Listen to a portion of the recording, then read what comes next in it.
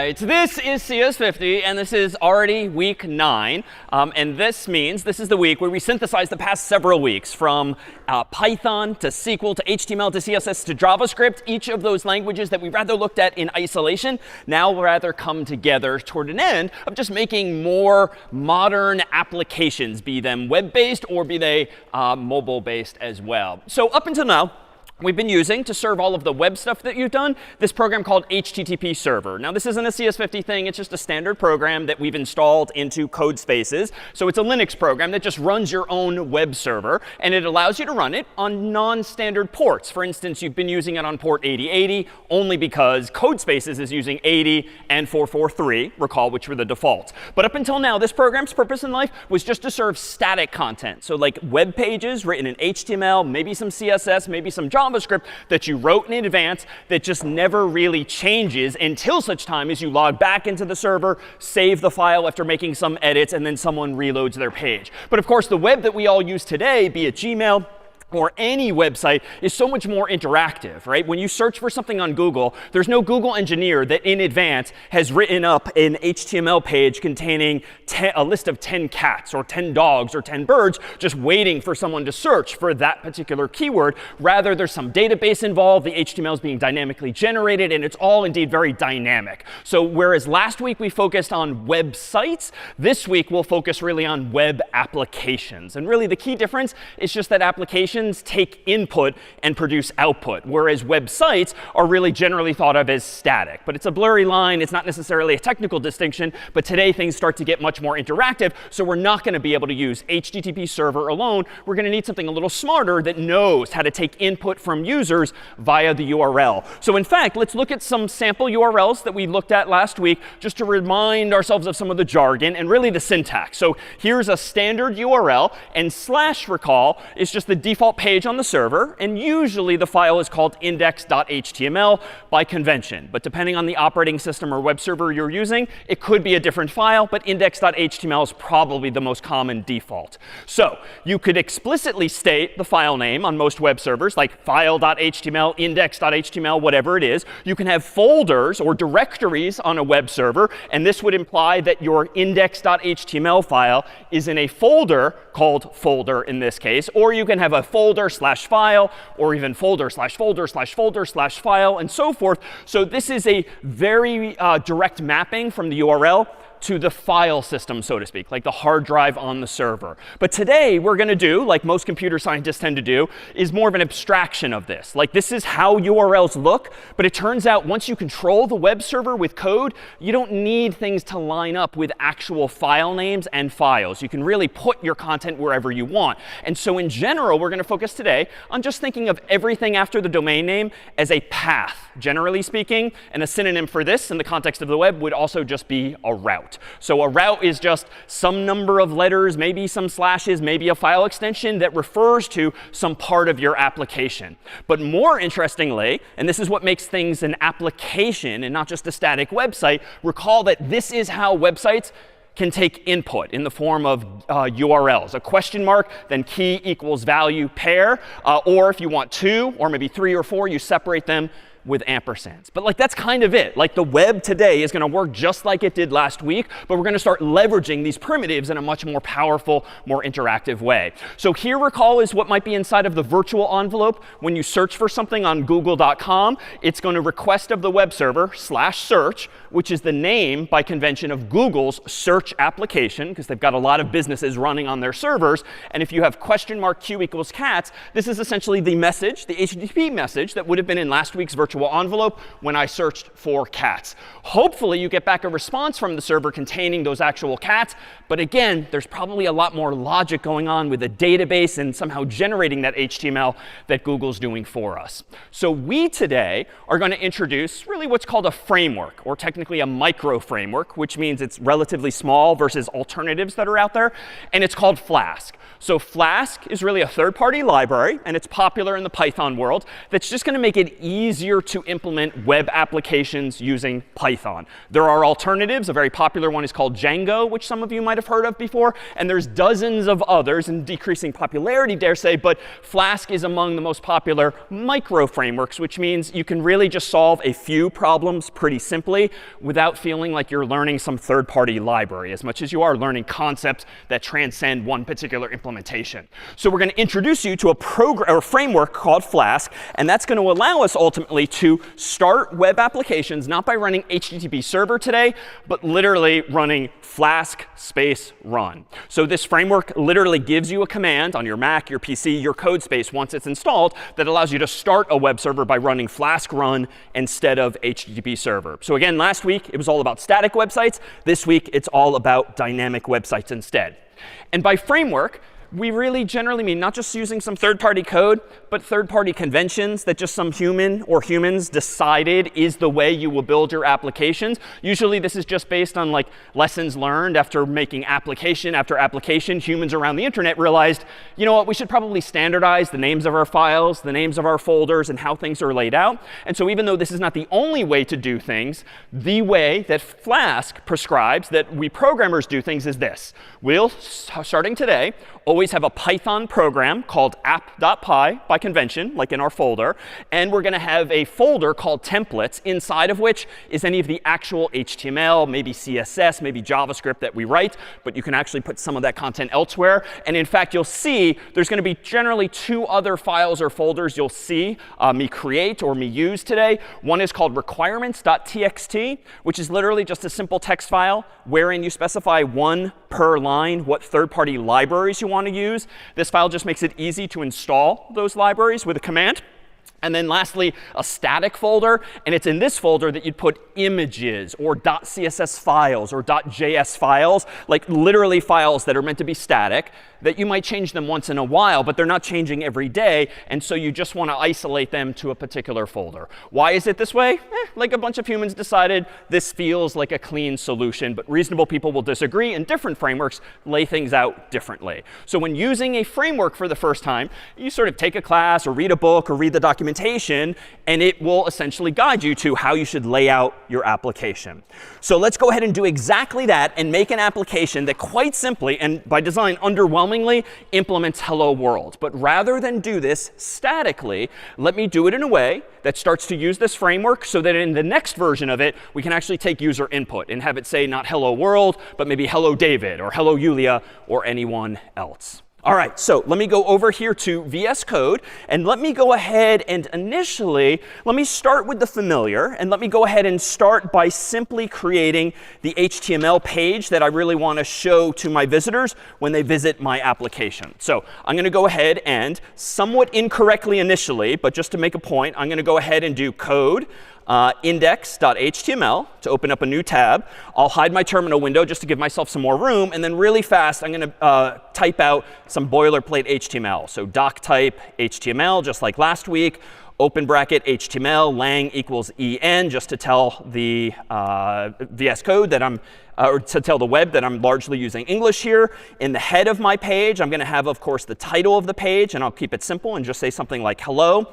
But just so that this website actually renders nicely on mobile devices, I'm going to use one of those meta tags we talked briefly about last week, whereby if I say meta name equals viewport, and viewport refers to just the big rectangular region of your browser. The content of this meta tag is going to be initial scale equals 1 and width equals device width. I always have to copy paste this or look it up myself. But this line here essentially tells the browser that no matter how wide the device is, whether it's a laptop or desktop or maybe a vertical cell phone or tablet, size the viewport to that device. Otherwise, your website might look super small on mobile devices if you don't use this tag to tell the browser, take into account the actual device width rather than shrinking the 12-point font to something that's hard for folks to read. So for now, I'm just going to generally copy paste that or type it out from my printout here. All right, beyond that, we need the body of the page. And we'll keep that simple. So body And then in here, hello, comma, world. So that's it for my website thus far. It's static. Nothing about this is going to incorporate my name or anyone else's. So I could technically use HTTP server to serve up this web page, open it in a browser, and I would see the actual contents. But let's instead create a bit of work for us and sort of over-engineer this problem, but to set the stage for actually taking in dynamic input like a user's name. So let me go ahead and do this. I'm going to go ahead and open my terminal window again. I'm going to close the index.html file. I'm going to make a new directory called templates, which again was the default folder name I mentioned that this framework expects. And I'm going to move index.html into that templates folder using mv, a Linux command. If you're more comfy, you can open up the file explorer at right. You'll see in advance I downloaded a directory I'll occasionally borrow content from today called source9. But there is my templates folder. And you could click in the GUI in order to do what I just did at the command line.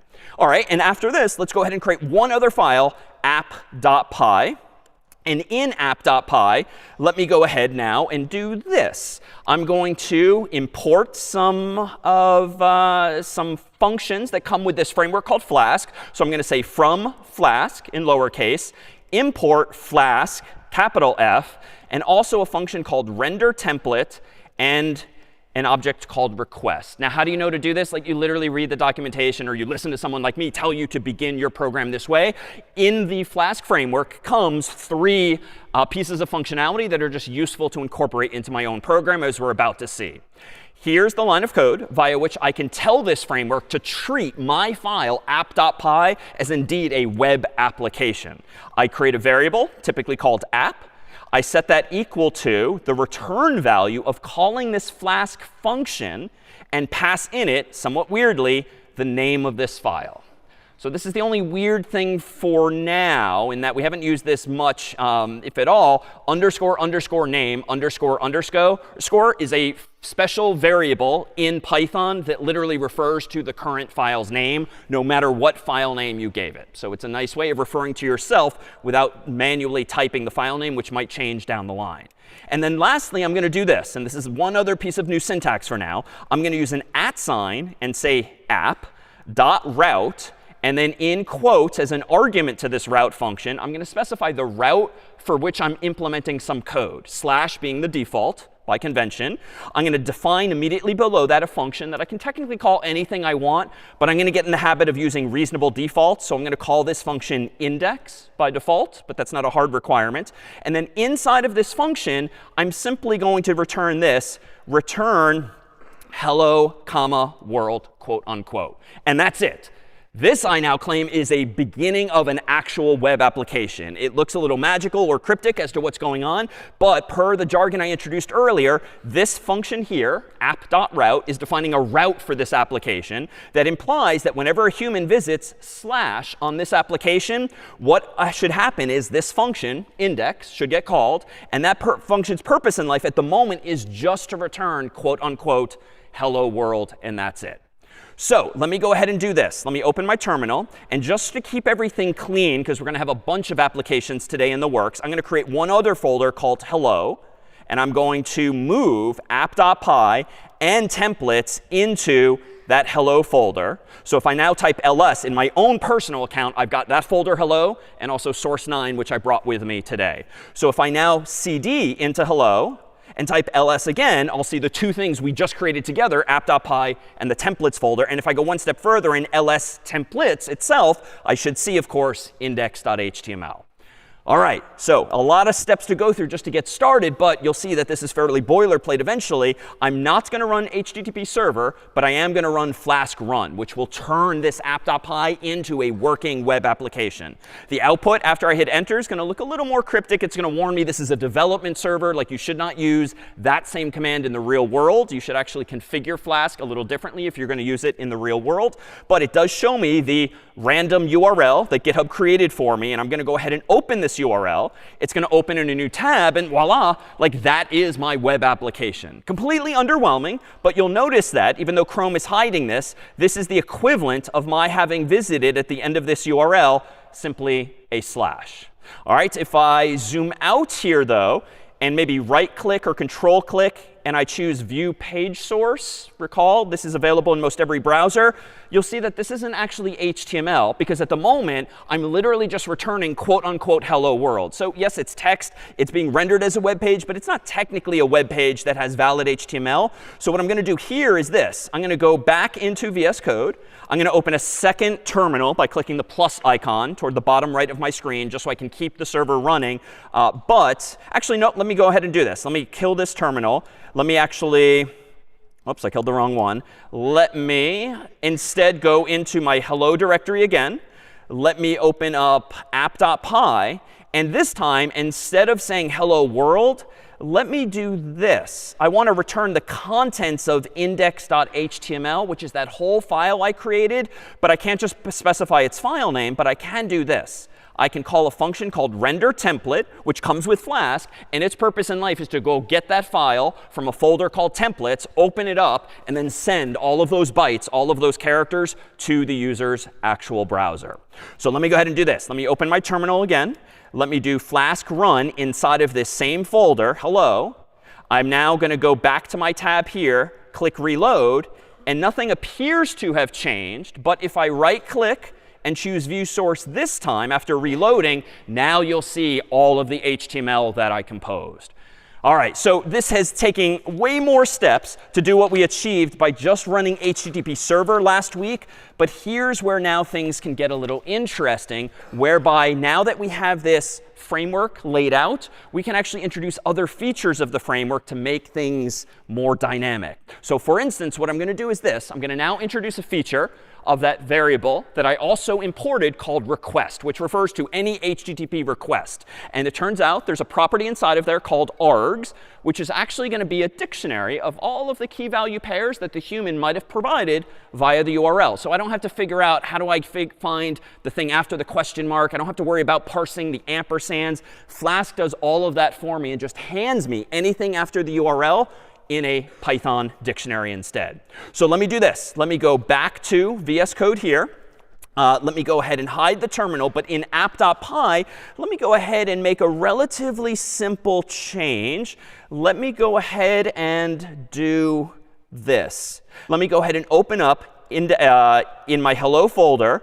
Let me open up index.html.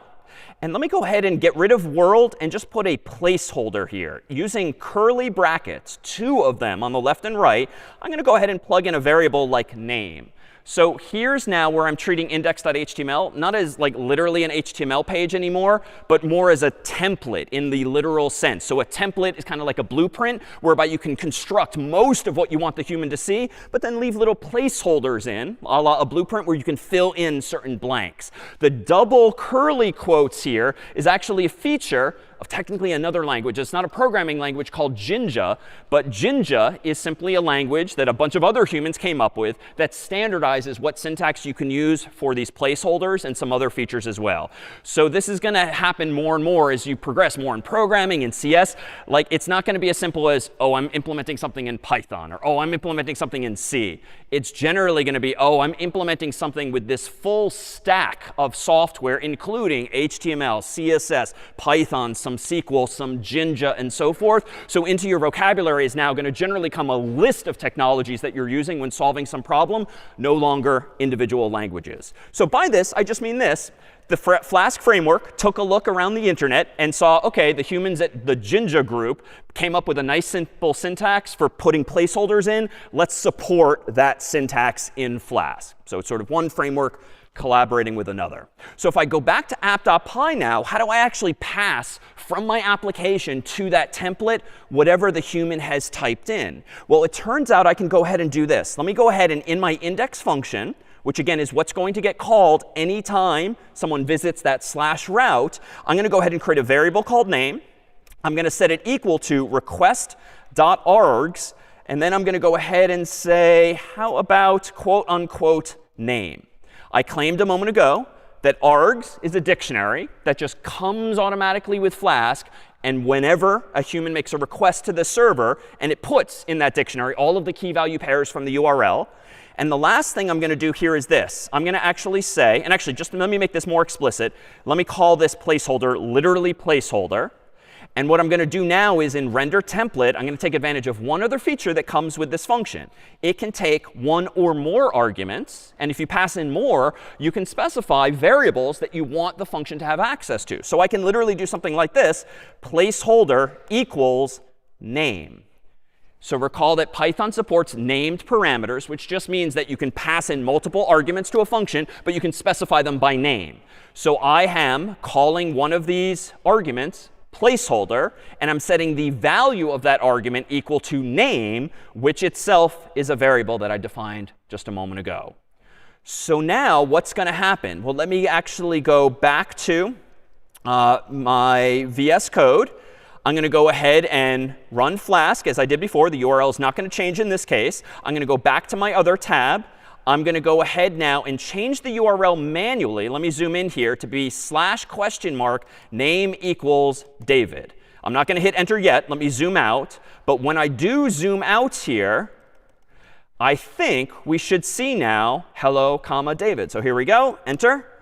And voila, we see hello, David. But more interestingly, if I view source here by right-clicking or control-clicking on the page or opening developer tools and so forth and go to view page source, it appears that what the server sent to my browser is literally a web page that says hello, David. Like there is no more placeholder. There is no more curly braces. Literally, the content that came from the server is that string. And so this is the distinction now between being a static application versus dynamic. What I wrote statically was literally this index.html file. But what got served dynamically is that file plus the substitution or interpolation of that placeholder variable. So we have the beginnings, it would seem, of a web application. And think back to Google. Google is essentially implemented the same way, /search Q equals cats. They're doing more with the key value pair than just spitting it back out. But we have the beginnings now of a dynamic application. Any questions on any of this code or this framework thus far? Any questions thus far? No? All right, well, let's see what happens if I don't cooperate like a human. Let me actually go ahead and get rid of that parameter, hit enter again, and I actually now got an HTTP 400 error. So this actually seems bad, and it's a little subtle, but if I zoom into the tab here, it indeed says 400. That's one of the HTTP status codes that you generally shouldn't see unless something goes wrong. 200 meant OK, 404 meant file not found. 400 means that something went wrong, like I guess I didn't pass in a name as I was supposed to. But that's only because I was sort of blindly expecting this placeholder to exist. So let me be a little smarter and code a little more defensively now as follows. Let me say this. How about if there is a name parameter in the request's arguments, then go ahead and create a variable called name, set it equal to request.args quote unquote name. So treat it as a dictionary with that key. Else, if there is no name in the URL, let's just default this variable to being something sensible like quote unquote world. So now let's proactively, using some sort of week 1 style conditional code, albeit in Python now from week 6, let's just check, is name in the URL? If so, grab its value. Otherwise, default to world instead. So I'm still going to leave this code as is, passing in the placeholder for this template to get plugged in here. But now, if I go back to the browser and I just reload without passing in name equals David or anything else, now we have a sensible default. And if I go back to my view source tab and reload, I'll see that I have hello, world in this case. However, if I go back up to that URL and do / name equals David, now we have David. If I change the URL to be name equals Carter, now we have Carter. So indeed, we do have the beginnings of something that's more dynamic. Of course, this is a little tedious to have to write out this if and this else. There's ways to kind of condense this code to be a little tighter and a little faster to actually implement. And in fact, let me go ahead and propose that we just do this. Instead of treating args as a dictionary, as we did with square brackets, which can cause problems if that key does not exist, in fact, let me go back to that version. Let me undo, whereby I'm just blindly going into request.args to get name. In fact, instead of just blindly indexing into this dictionary called args, turns out we can do this instead. Let me go ahead and say request.args.get which is a function that comes with a dictionary, and I can specify the name of the key that I want to get. And by default, if there is no key called name in a dictionary, you're going to get back a default value of none, which is kind of sort of like Python's equivalent of null, but it's none, capital N in Python. But if you want to give it a different default, it's handy to know that this get function, which you can use with dictionaries in general,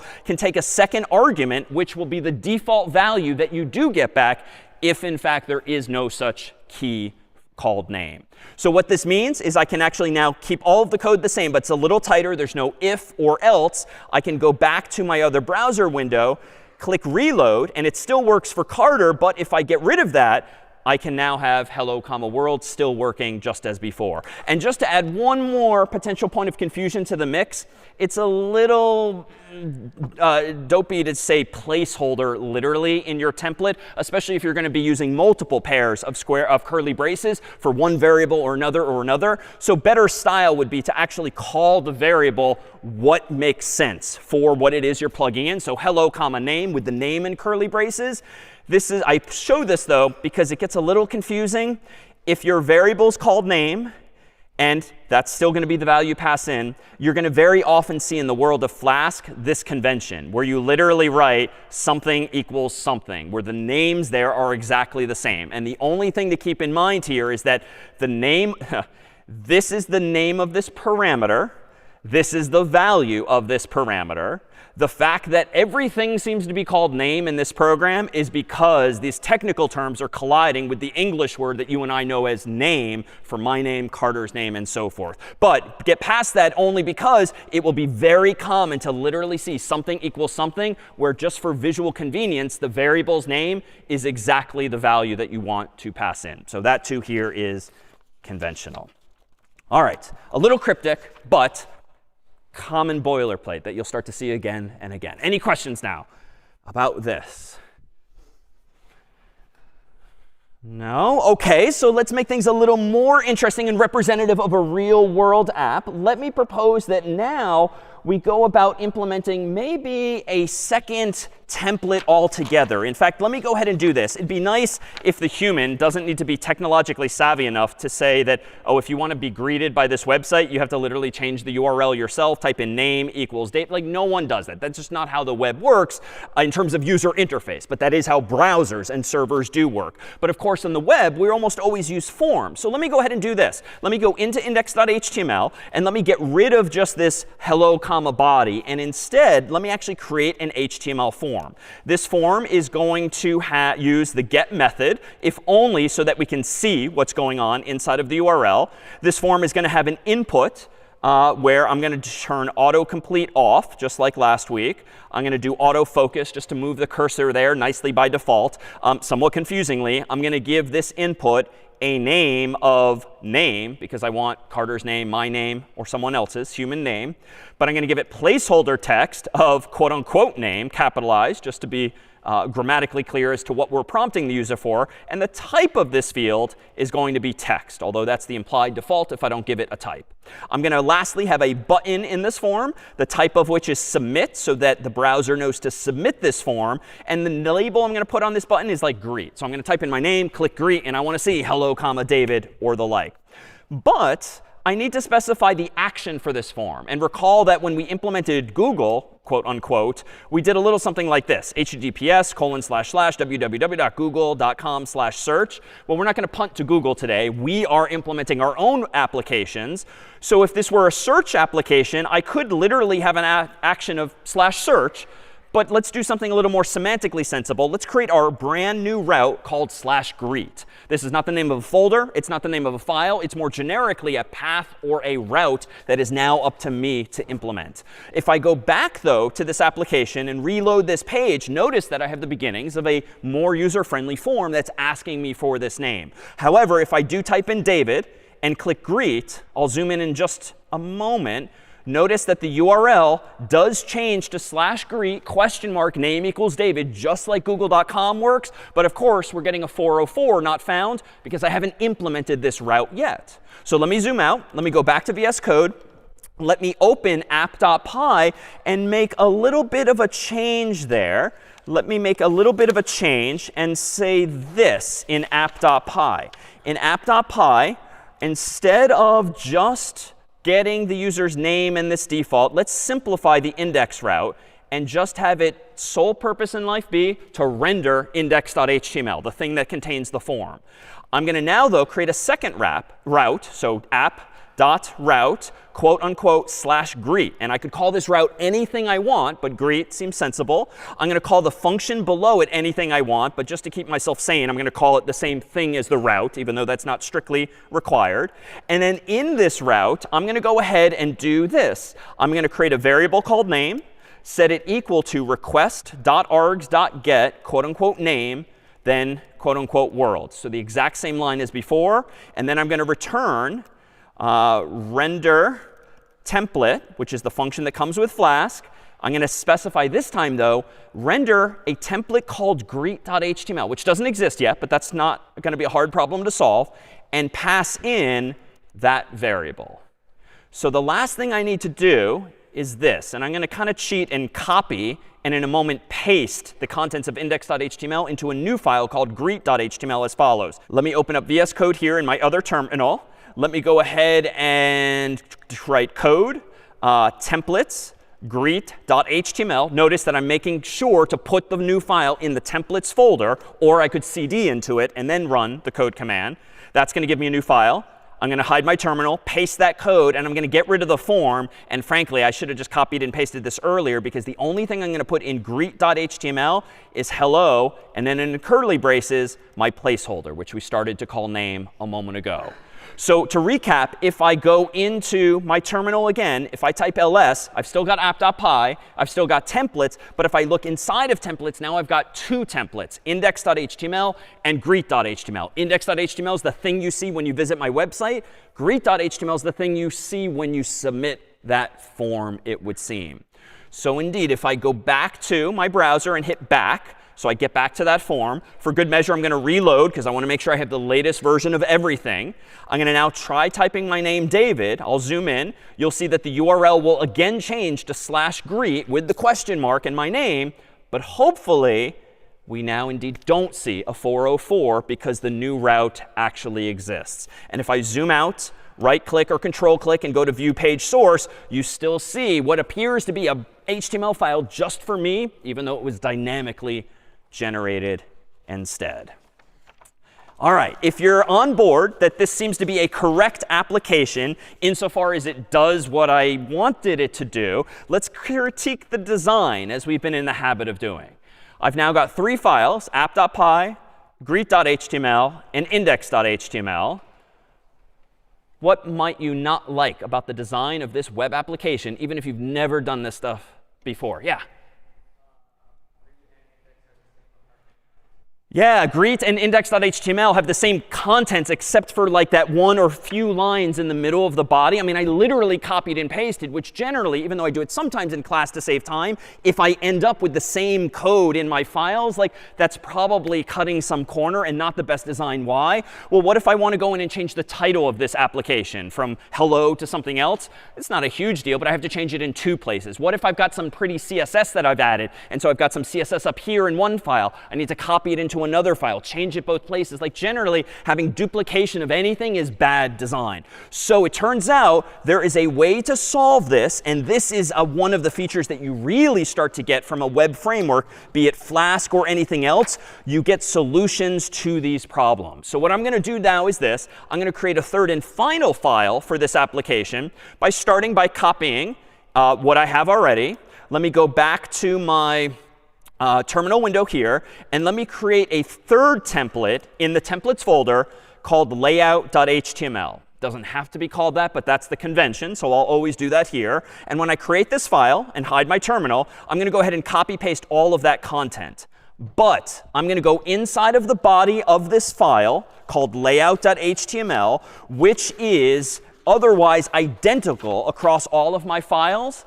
And what I'm going to do is use slightly weird syntax. This is more of that Jinja syntax that some other humans came up with years ago. And I'm going to do this. Single curly brace and a %sign. I'm going to specify the word block. and then any name I want for this block. And by convention, I'm going to keep it simple and just use the exact same thing as the name of the tag that I'm inside, so block body. And then I'm going to put a % just before the close curly brace. I don't need anything inside of this, so this too is going to look weird at first glance, but it's a convention. I'm going to do another curly brace with a %, and then literally the word end block, no space. And I'm going to open and close what isn't an HTML tag. It's a Jinja tag, if you will. So again, you see yet more evidence of like reasonable humans in the world kind of disagreeing on syntax, or at least using syntax that's similar in spirit, but doesn't clash with the syntax, the angled brackets that HTML already uses. Long story short, this is a way of specifying that you want a placeholder, not just for a single variable's value, but for a whole block of code. Maybe it's simply a sentence. Maybe it's a whole web form element or more. This is a placeholder now for a block of code.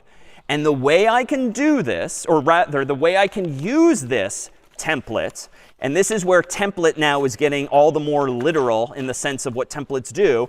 I'm going to go ahead and do this. I'm going to go into my two other files, like greet.html.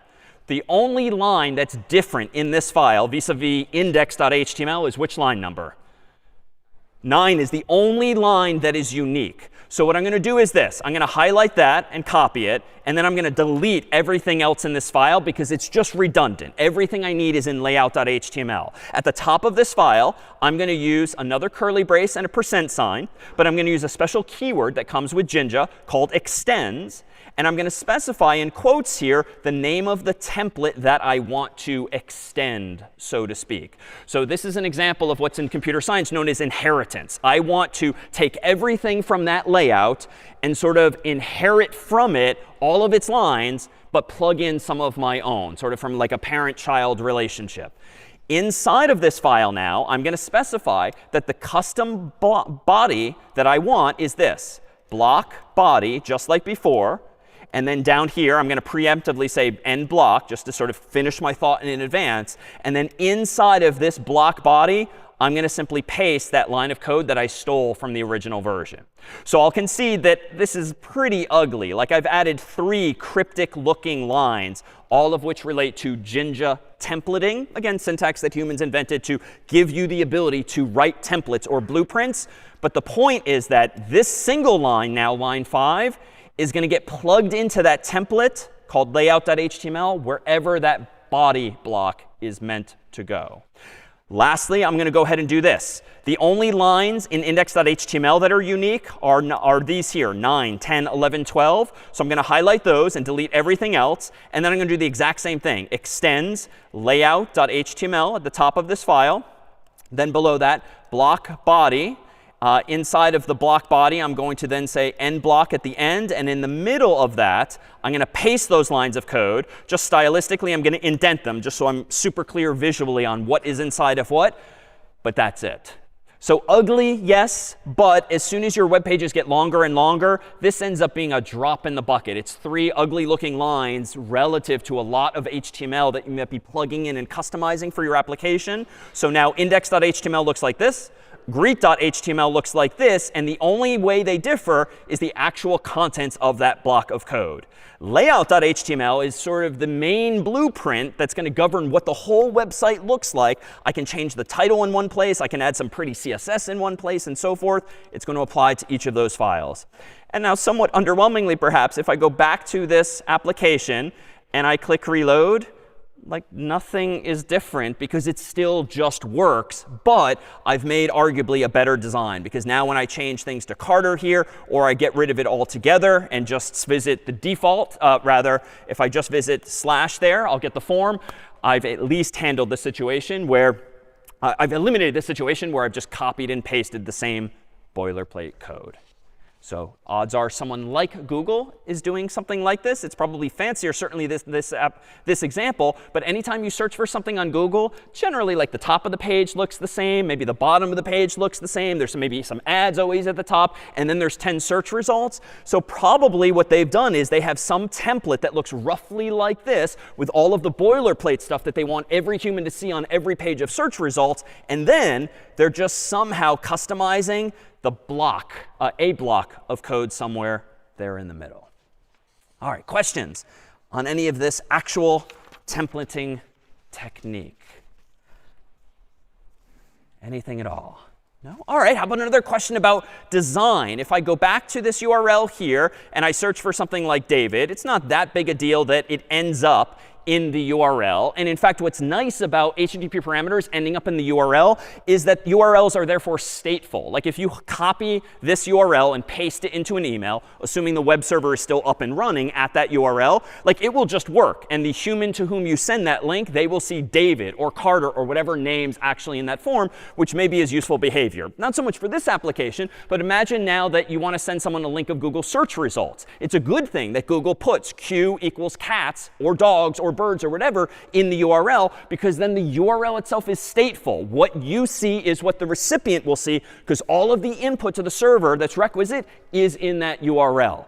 But suppose that this form field, if I go back, wasn't asking for my name, but like my credit card number or my password up here. Like that should start to rub you the wrong way, because it feels like no good will come from exposing private information in the URL. Because if you have like a nosy sibling, look over your shoulder, there it is in your search history. A roommate goes through your autocomplete and finds the data there. Or if you do, for whatever reason, copy paste it, you're accidentally including private information in these URLs. So I said last week that there is an alternative to sending things in the URL, and that alternative is to use something that's not called get, but a verb in the world of HTTP that's called post instead. And it's actually relatively simple change. If I go into index.html, I can simply change the method from get to post. Get is the default. Post is an alternative. Even though in some contexts you'll see capitals, in HTML it should be lowercase. Another example of sort of left hand not talking to right.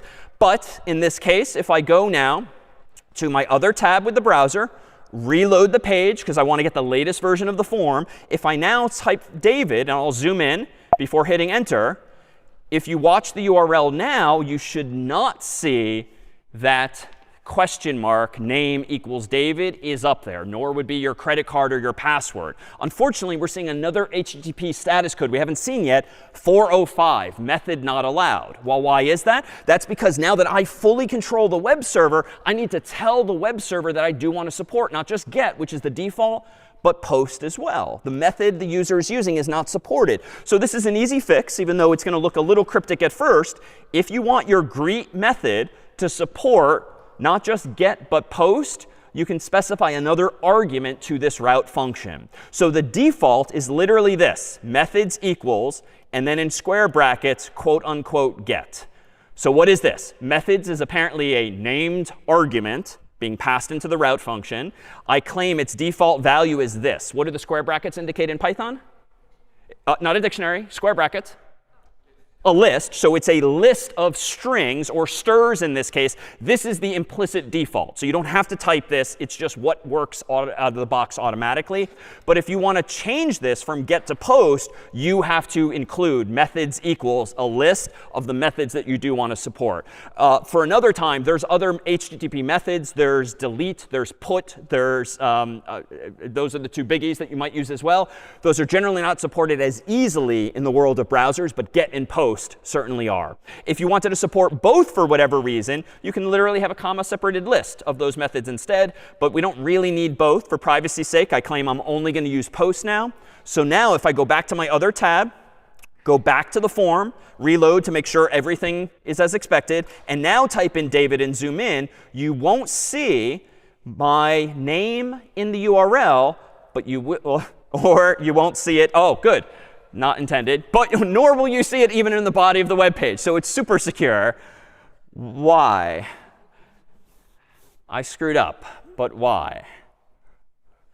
Yes? The arguments dictionary is now going to be empty since this is a post request. Yes, so good intuition. Even if you knew that before, you might think through rationally, like why might this be behaving this way? Well, if I go into app.py, it seems that if world is the value of the name placeholder, well, it must be the case that there is no name key in request.args in this case. However, there's an alternative to request.args, and it's called request.form. This is another example of like visible and hidden being opposites of one another. Request.args and request.form, at least for me, are not obvious mappings to get and post respectively. But that's what the Flask folks did. And so the simple fix now, if I go back to VS Code, is to change request.args to request.form if you want to use post instead of get. This is a weird misnomer because they're both coming from forms, whether you're using get or post. But this is what some folks decided. So let me go back to my browser, go back to the original form, reload to make sure I get the fresh HTML, type in my name now, David, zoom in, and click greet. And this time you won't see my name in the URL, but you should see it in the body of the page. So we've achieved some form of privacy, if you will, better applied to things like credit card numbers, passwords, and the like. Whew. Other questions on any of this thus far? Anything yet? No? All right. Yes, in the middle.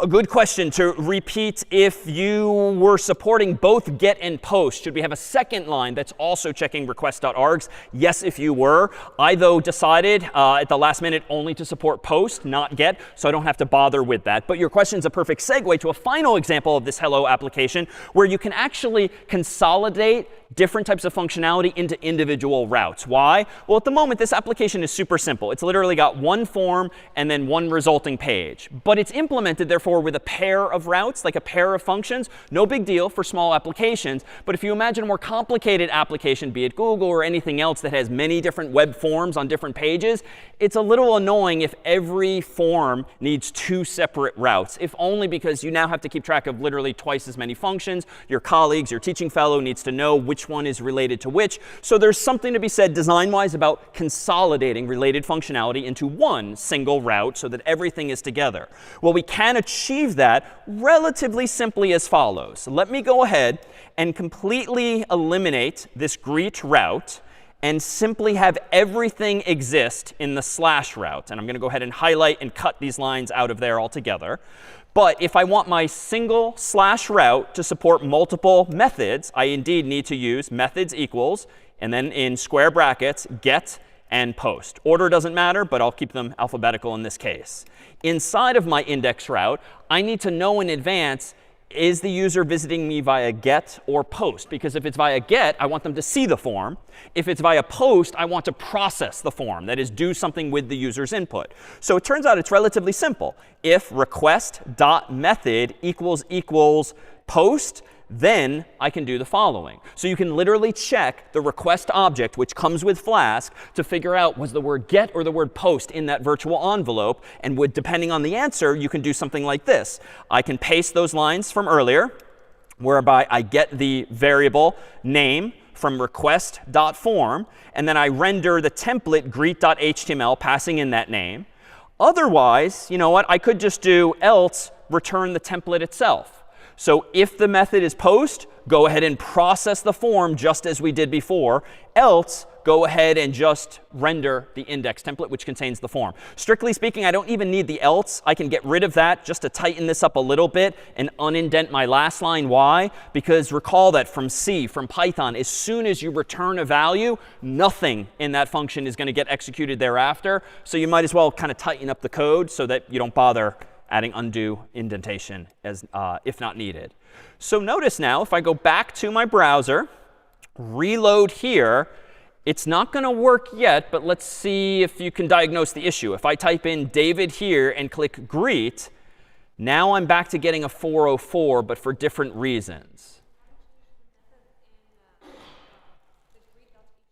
Good. I haven't changed not the method, but I haven't changed the action in the form itself. So if I go back to VS Code here and I go into the web forms, the HTML, post is still fine, but there is no /greet route anymore. So I actually can just specify /. Or it turns out if you omit that altogether, the form will assume that you want to submit it to the very route from which you came. So that is fine as well. I'm going to go ahead now and go back to that other tab and go back. I'm going to reload the page. And just for good measure this time, I'm going to control click or right click view page source. And here, yep, the action has indeed updated. So I think I fixed the bug. Now if I type in David and click greet, we're back in business with it working. So notice that this still allows me the convenience of having two separate templates. One for the form, which shows the which collects the user input, and one for the actual greeting, which displays the user input. So I'd argue that it still makes sense to keep those separate, but I can avoid bloating my app.py by having two methods for every single feature that I might want to implement.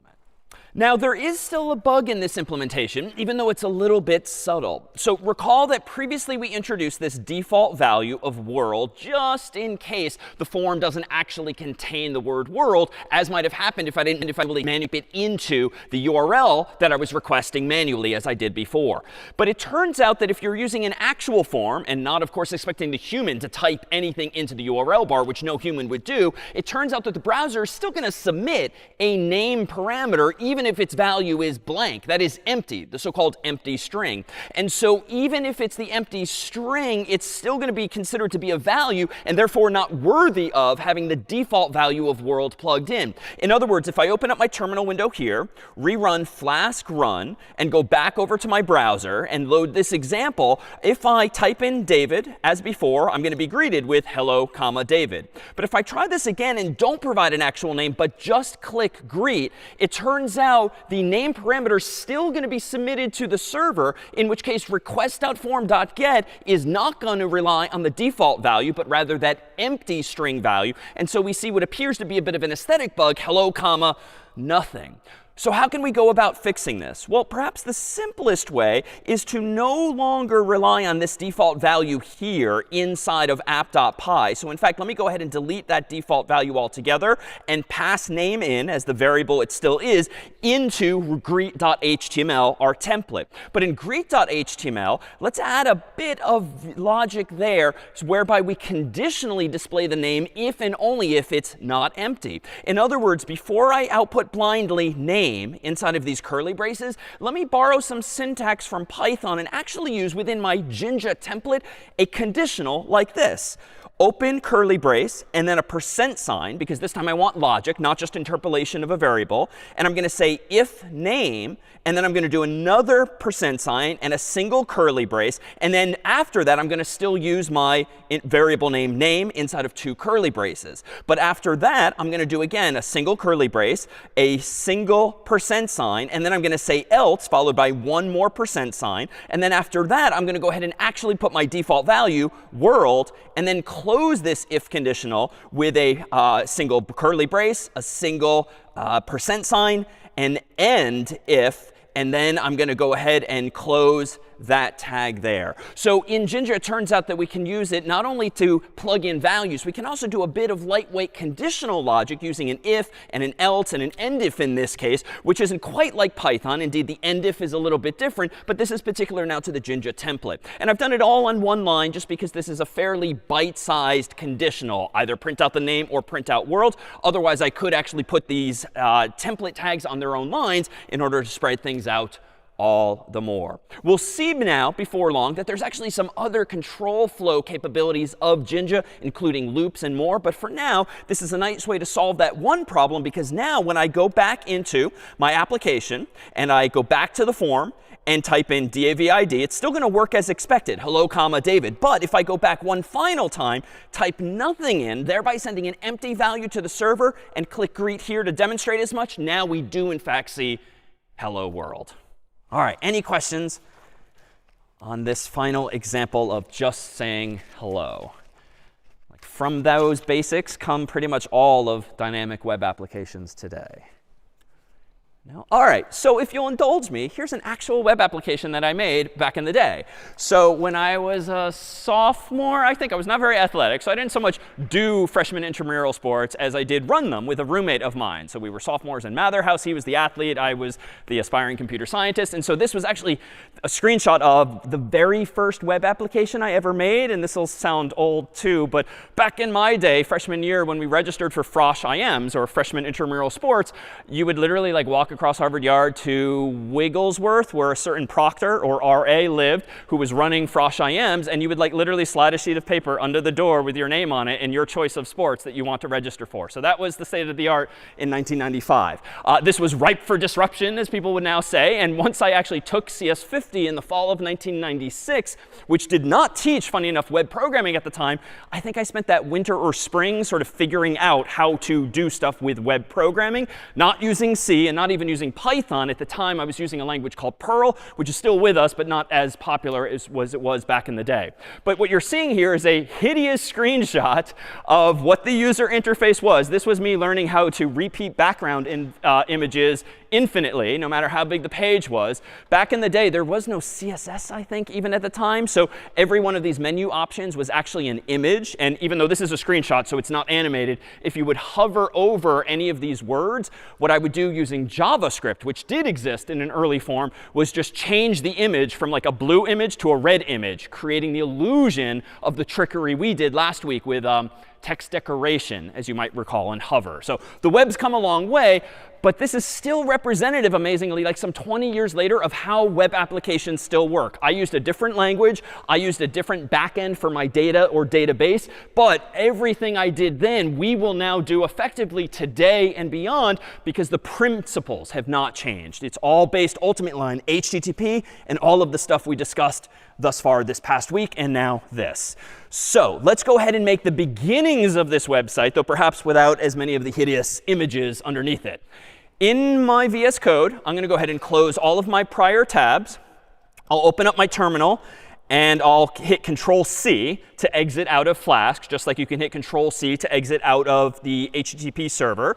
I'm going to go ahead and hit CD to go back to my main workspace. And I'm going to create a new folder with makedir called Frosh IM, so that all of my new application is inside of this folder. I'm going to CD into Frosh IMs. And let's go ahead and make a very simple application that essentially pretends to let first years register for a sport. So I'm going to need to do a bit of typing up front, but I'll do the first one from scratch, and then we'll start just evolving that same example.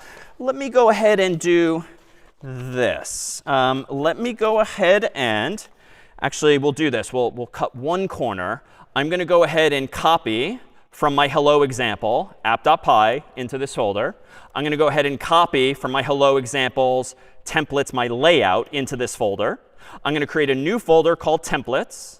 I'm going to move that copied layout into templates, so that at this point in the story, if I clear my screen and type ls, I've got the beginnings of a web application, even though it's specific to just saying hello. But I'm going to go ahead and into the templates folder and go into layout.html. Let's just change this ever so slightly to say Frosh IMs as the title, just so we know we're looking at the right application.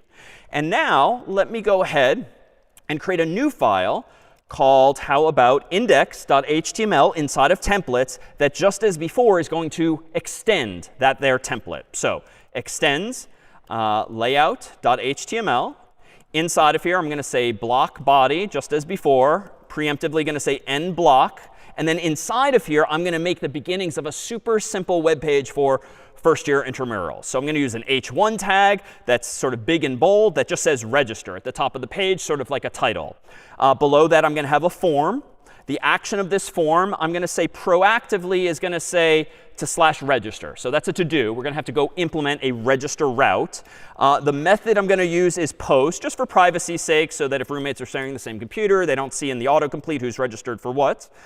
Inside of that form, I'm going to have a single input first, where autocomplete is off, autofocus is on. The name of this field will be name, because I want to ask the humans for their human name. The placeholder, just to be self-describing, is going to be quote unquote name, capital N grammatically. And then lastly, the type of this field, though it's the default, is text. So far, this is actually pretty darn similar to the hello example soliciting someone's name. But now I want to maybe implement like a drop-down menu via which you can select a sport. And back in the day, I think the first version of Frosh IMs, students could only register for basketball, soccer, and ultimate frisbee. So those were 3 of the fall sports. So let me do this. It's a little weirdly named, but a drop-down menu in HTML is called a select menu, because you select something from it. The name of this input which is really what it is going to be sport, though I could call the input anything I want. And inside of this select element, I'm going to have a few options. I'm going to have one where the option is, how about basketball? Another option, the value of which is soccer. And lastly, a third option, the value of which is ultimate frisbee. So just those 3 sports, but suffice it to say we could add even more. And then outside of this select menu, I'm going to have a button, just like the hello example, the type of which is submit, just to be super explicit, even though that's not strictly necessary, but it's another attribute you'll see in the wild. And then the name on the value of this button will be register. So it's clear that you're not being greeted, but you're actually registering for sports. Now, we're not quite good to go yet, but let me go into VS Code's terminal again. Let me open up app.py and close my terminal again. And let's just whittle this down to something super simple. I don't want to get overwhelmed just yet. I don't want to support even post. So let's just whittle this down to the essence of this, so I can do a quick check mentally and make sure now when I run Flask that I'm serving up that registration form. So in my terminal, I'm going to run Flask run in my Frosh IMs folder. So far, so good. It's going to be by default the same URL unless I've rebuilt or created a brand new code space. So let me go back to my other tab and reload that URL. And OK, we've got the beginnings of a more interesting form now. So it's got place for my name. It's got a drop down for the 3 sports. So let's see what happens. DAVID, we'll say soccer. And when I click register, just to be clear, what route will I find myself at per my URL? / what was it to be? If I go back into my index, /register, but what error will I see, presumably, at this point in time, given that app.py has only been implemented to this extent? So probably 404, because the route won't be found. So if I click register, I indeed end up at /register. But if I zoom in up top here, 404 not found. All right, so it's the beginnings of an application, but I've implemented the front end, so to speak, the user interface, but not the back end, the business logic that actually does something with the user input. But a couple of enhancements here, but these are largely niceties in HTML. It's a little bad user experience that by default you're registering for basketball. I mean, that's fine, but arguably you're biasing people toward registering for basketball, or they might not realize that they're registering for basketball because they didn't explicitly choose a sport. So having an arbitrary default that just happens to be the first word alphabetically is a little weak when it comes to design. So there's different ways to fix this, but one way is to do this. Add a new option at the very top. But go ahead and disable it so that the user can't themselves select it, because you want them to select an actual sport. By default, you can specify that it's indeed selected, and it has no value. So not to judge any sport, but this particular option has no value. But what the human sees is like the word sport, for instance. So this is kind of a hack. Ideally, the select menu would just have a placeholder attribute like the actual input boxes does, but that does not exist. So if I reload now, it looks a little more user-friendly. So it says sport. I can't select sport ever again, but it is the default. But I can select one of these 3 sports, which just increases the probability that the human does what you might expect. Of course, there's something else I can add here. Suppose I don't even give my name.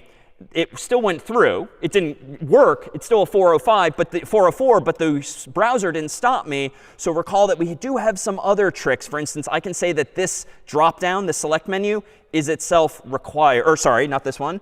The text box is itself required, for instance. So now if I go back to the form and reload, and I just ignore the name question and click register, the browser is going to yell at me. Now recall that this is not robust. Like client-side validation is not good. Why?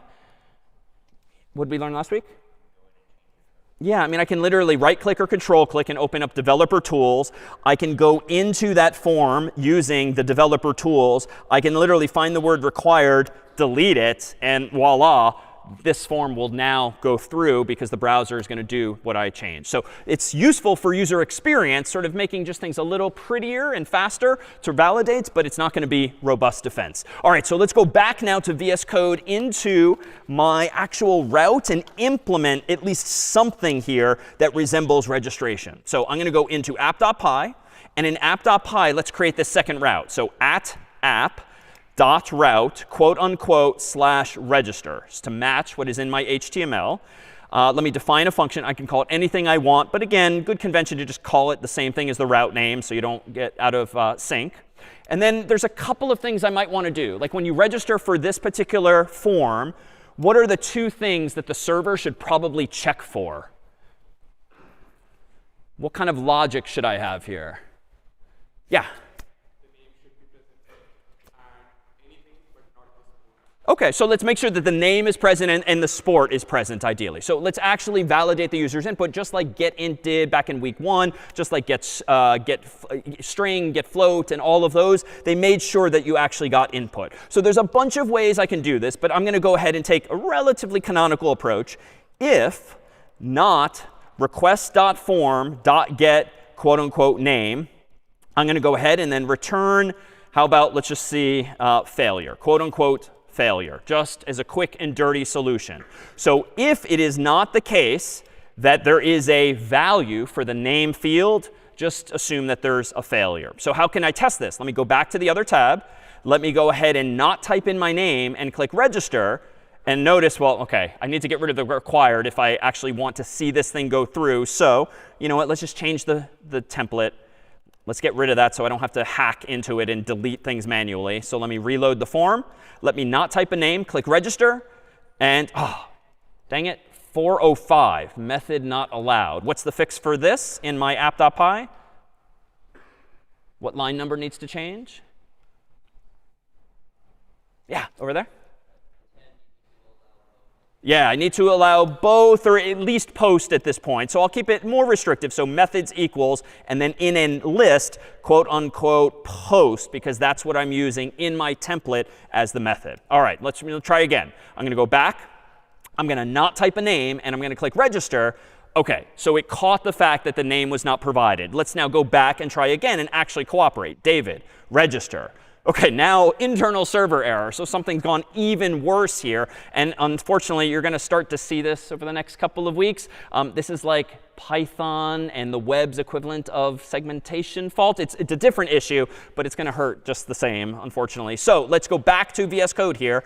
Nothing seems to have gone wrong, but that's because I've hidden my terminal. Let me open my terminal window. And OK, so it looks like I made a crazy number of mistakes here somehow. But let me go ahead and focus on, and the formatting's a little weird for some reason. Here we go. It's a little cryptic at first glance, but here's the most important line of output. The view function for quote unquote register did not return a valid response. So you're not going to see this one too often, most likely, unless you do what I did, which was you didn't have an else. Like you didn't handle the situation where there is a name and something should have come back. So maybe I could do this. By default, I could just say something like success as a catch-all, even though I've not done anything useful yet. Let me try this again. Let me go back. David is typed in, no sport, register. OK, so now I'm making progress again. So just like week 1 stuff, I make sure I'm always returning some value, whether it's success or failure in this case. All right, let's do something a little more interesting, though. I could do this. How about elif not request.form.get sport? I could similarly return failure.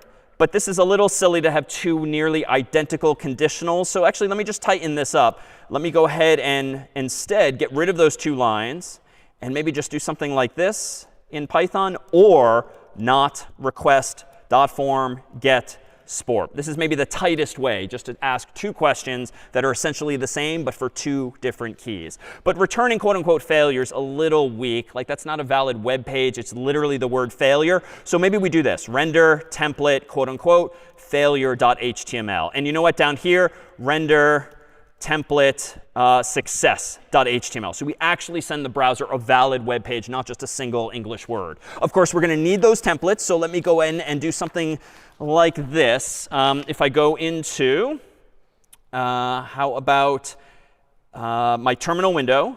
I need another terminal because Flask is still running in that one. Let me go into Frosh IMs, and let me do code of templates success.html.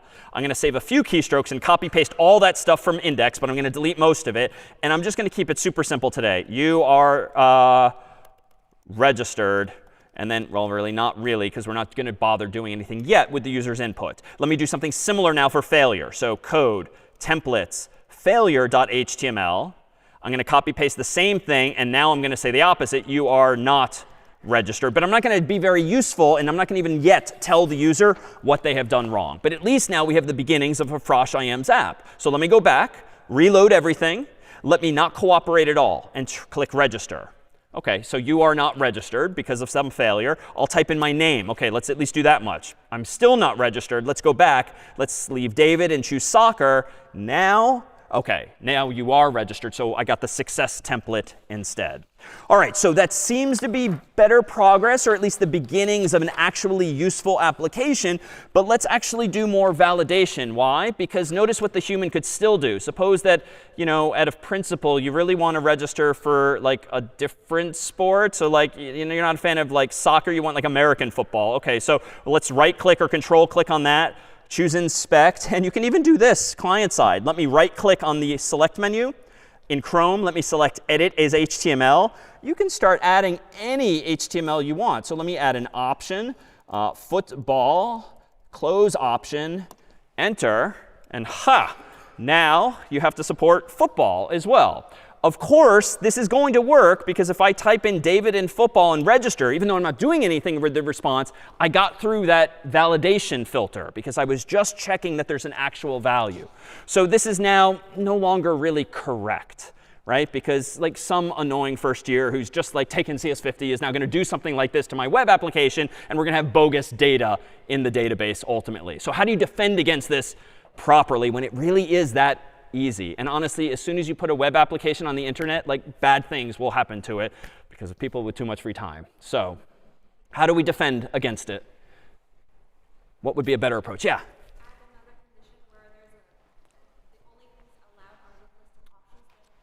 Nice. So add another conditional such that the only things allowed are the sports we actually are offering this semester. And in fact, you know what? We can take this one step further. The fact that I hard-coded into my form, my select menu, those 3 sports, it'd be nice to maybe factor out those sports altogether so that I have one authoritative list that's used for generating the form and also validating the user's input. So let me do this. In app.py, let me go in here. And I can put this, how about the top of my file to be conventional. I'm going to create a global variable called sports. By convention in Python, I'm going to make it all uppercase, even though that doesn't mean anything functional. There's no const keyword in Python, so it's more on the honor system that like no one else should touch this. But inside of my list here, let's go ahead and do only the official 3, basketball, soccer, and ultimate frisbee. So now I have a Python list of values that it would be nice to use to generate that other form. So this is maybe non-obvious, but I think it's just an application of past ideas. What if I do this?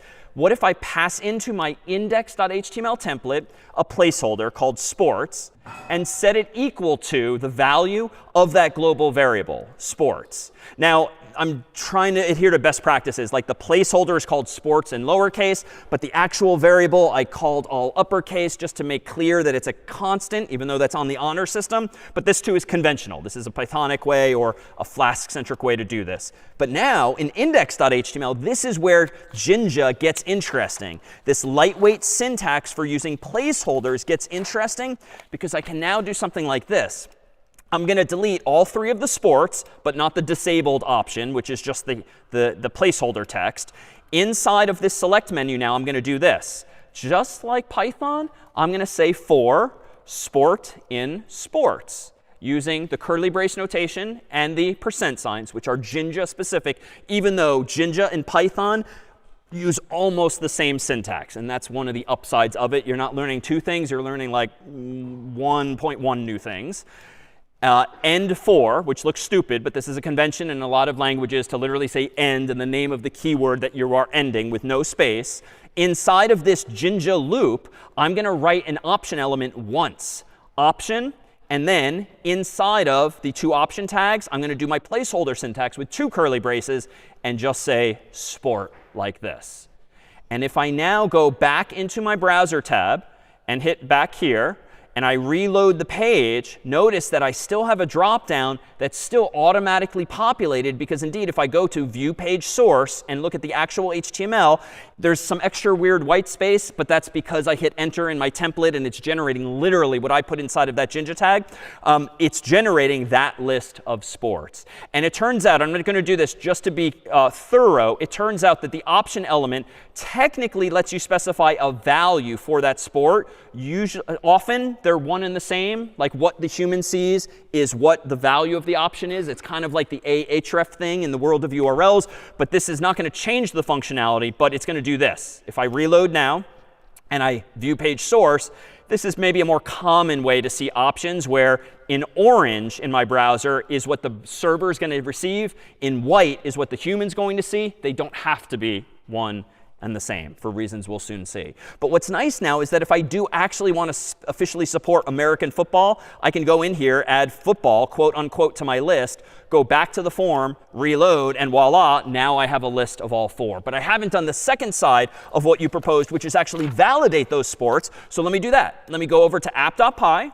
And in app.py, and we'll no longer support football there, let's do this in my registration route. So instead of just checking, is there a value? And the whole point of using not is kind of like in C, where you use an exclamation point to invert the meaning. So if it's empty, but it's not, then the whole value is true. Let's get rid of this line. And let's instead do something like this.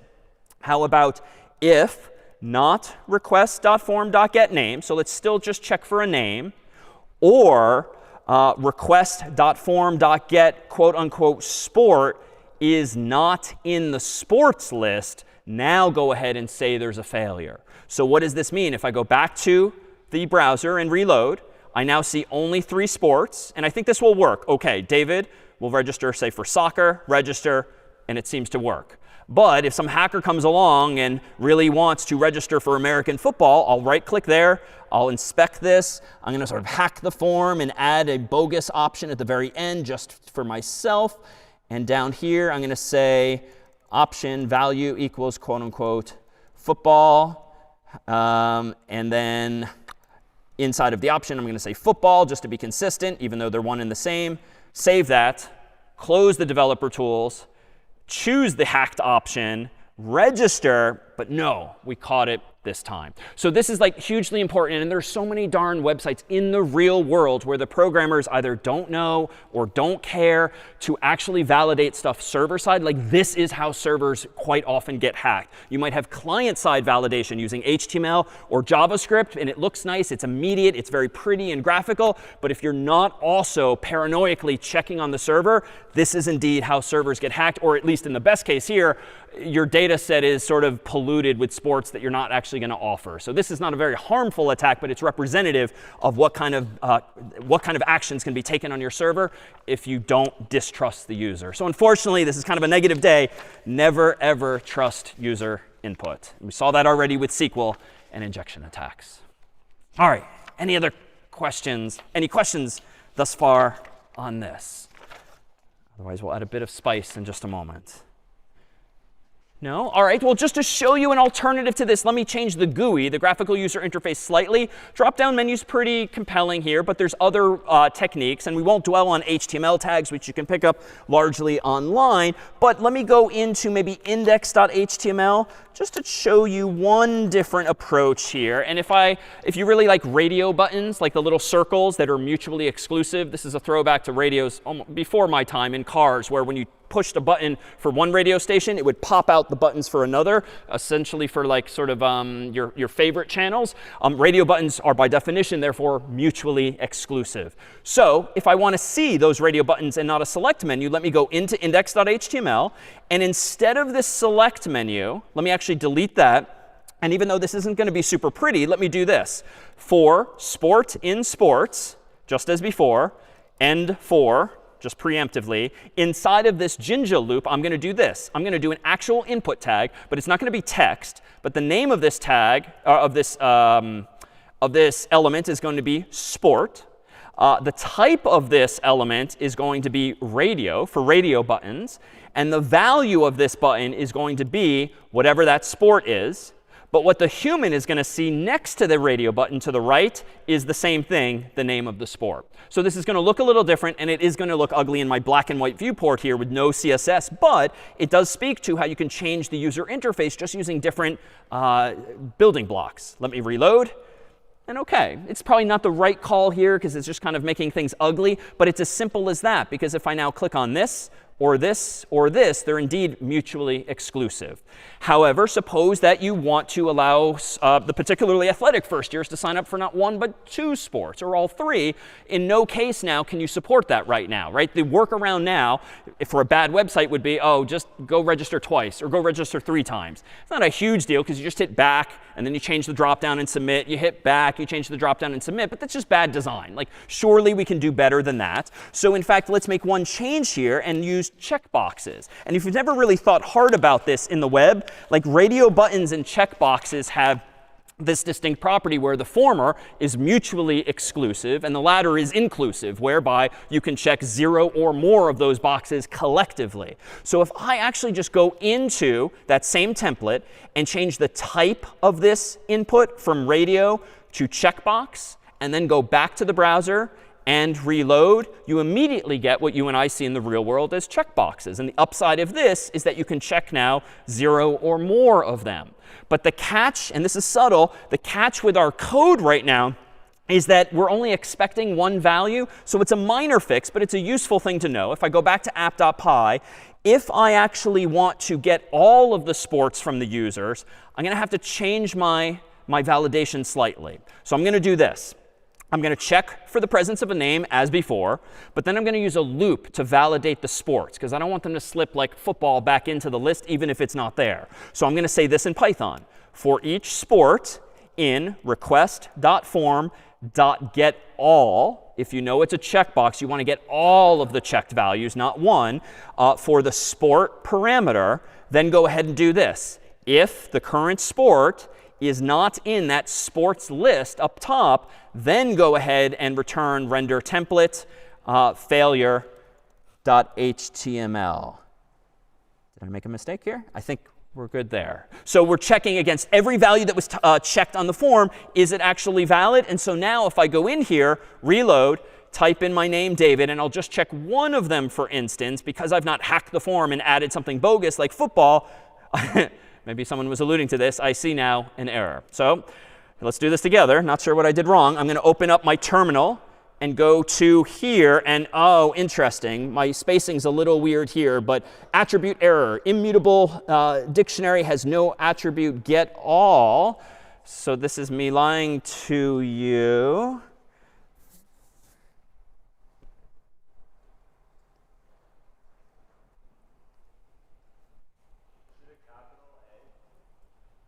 I don't think so, but Rungshin, are you here? Did Flask change since I last did this? No? OK, so Flask, post, form, get all. All right, here we go. Well, 2012, this is probably out of date, but you know, that's not a bad idea. OK.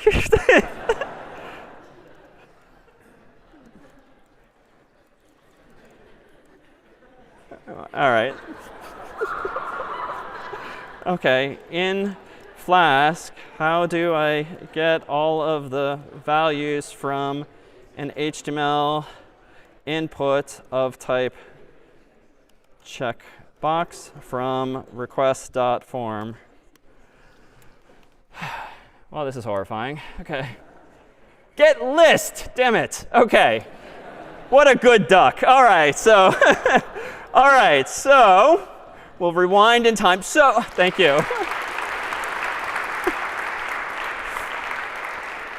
So that's a good lesson. Just do as I do. All right, so get list will get you a list of all of those values. So now if I go ahead and register as David, click just soccer without injecting something like American football and register, now I'm in fact registered, but not really. Not really in the sense that we haven't actually done anything with the data. So this is to say ultimately that there's a lot of these building blocks, not only in HTML, which is mostly a throwback to last week, but also now in Flask, where you can process all of those building blocks and take control control over what up until now is usually the domain of Google or websites that you actually use. Now you actually have more of the building blocks via which to implement these things yourselves. So let's go ahead and add some final features to Frosh IMs here where we're actually doing something with the results. And for this, I'm going to open up a version in advance. So I'm going to go over to VS Code here.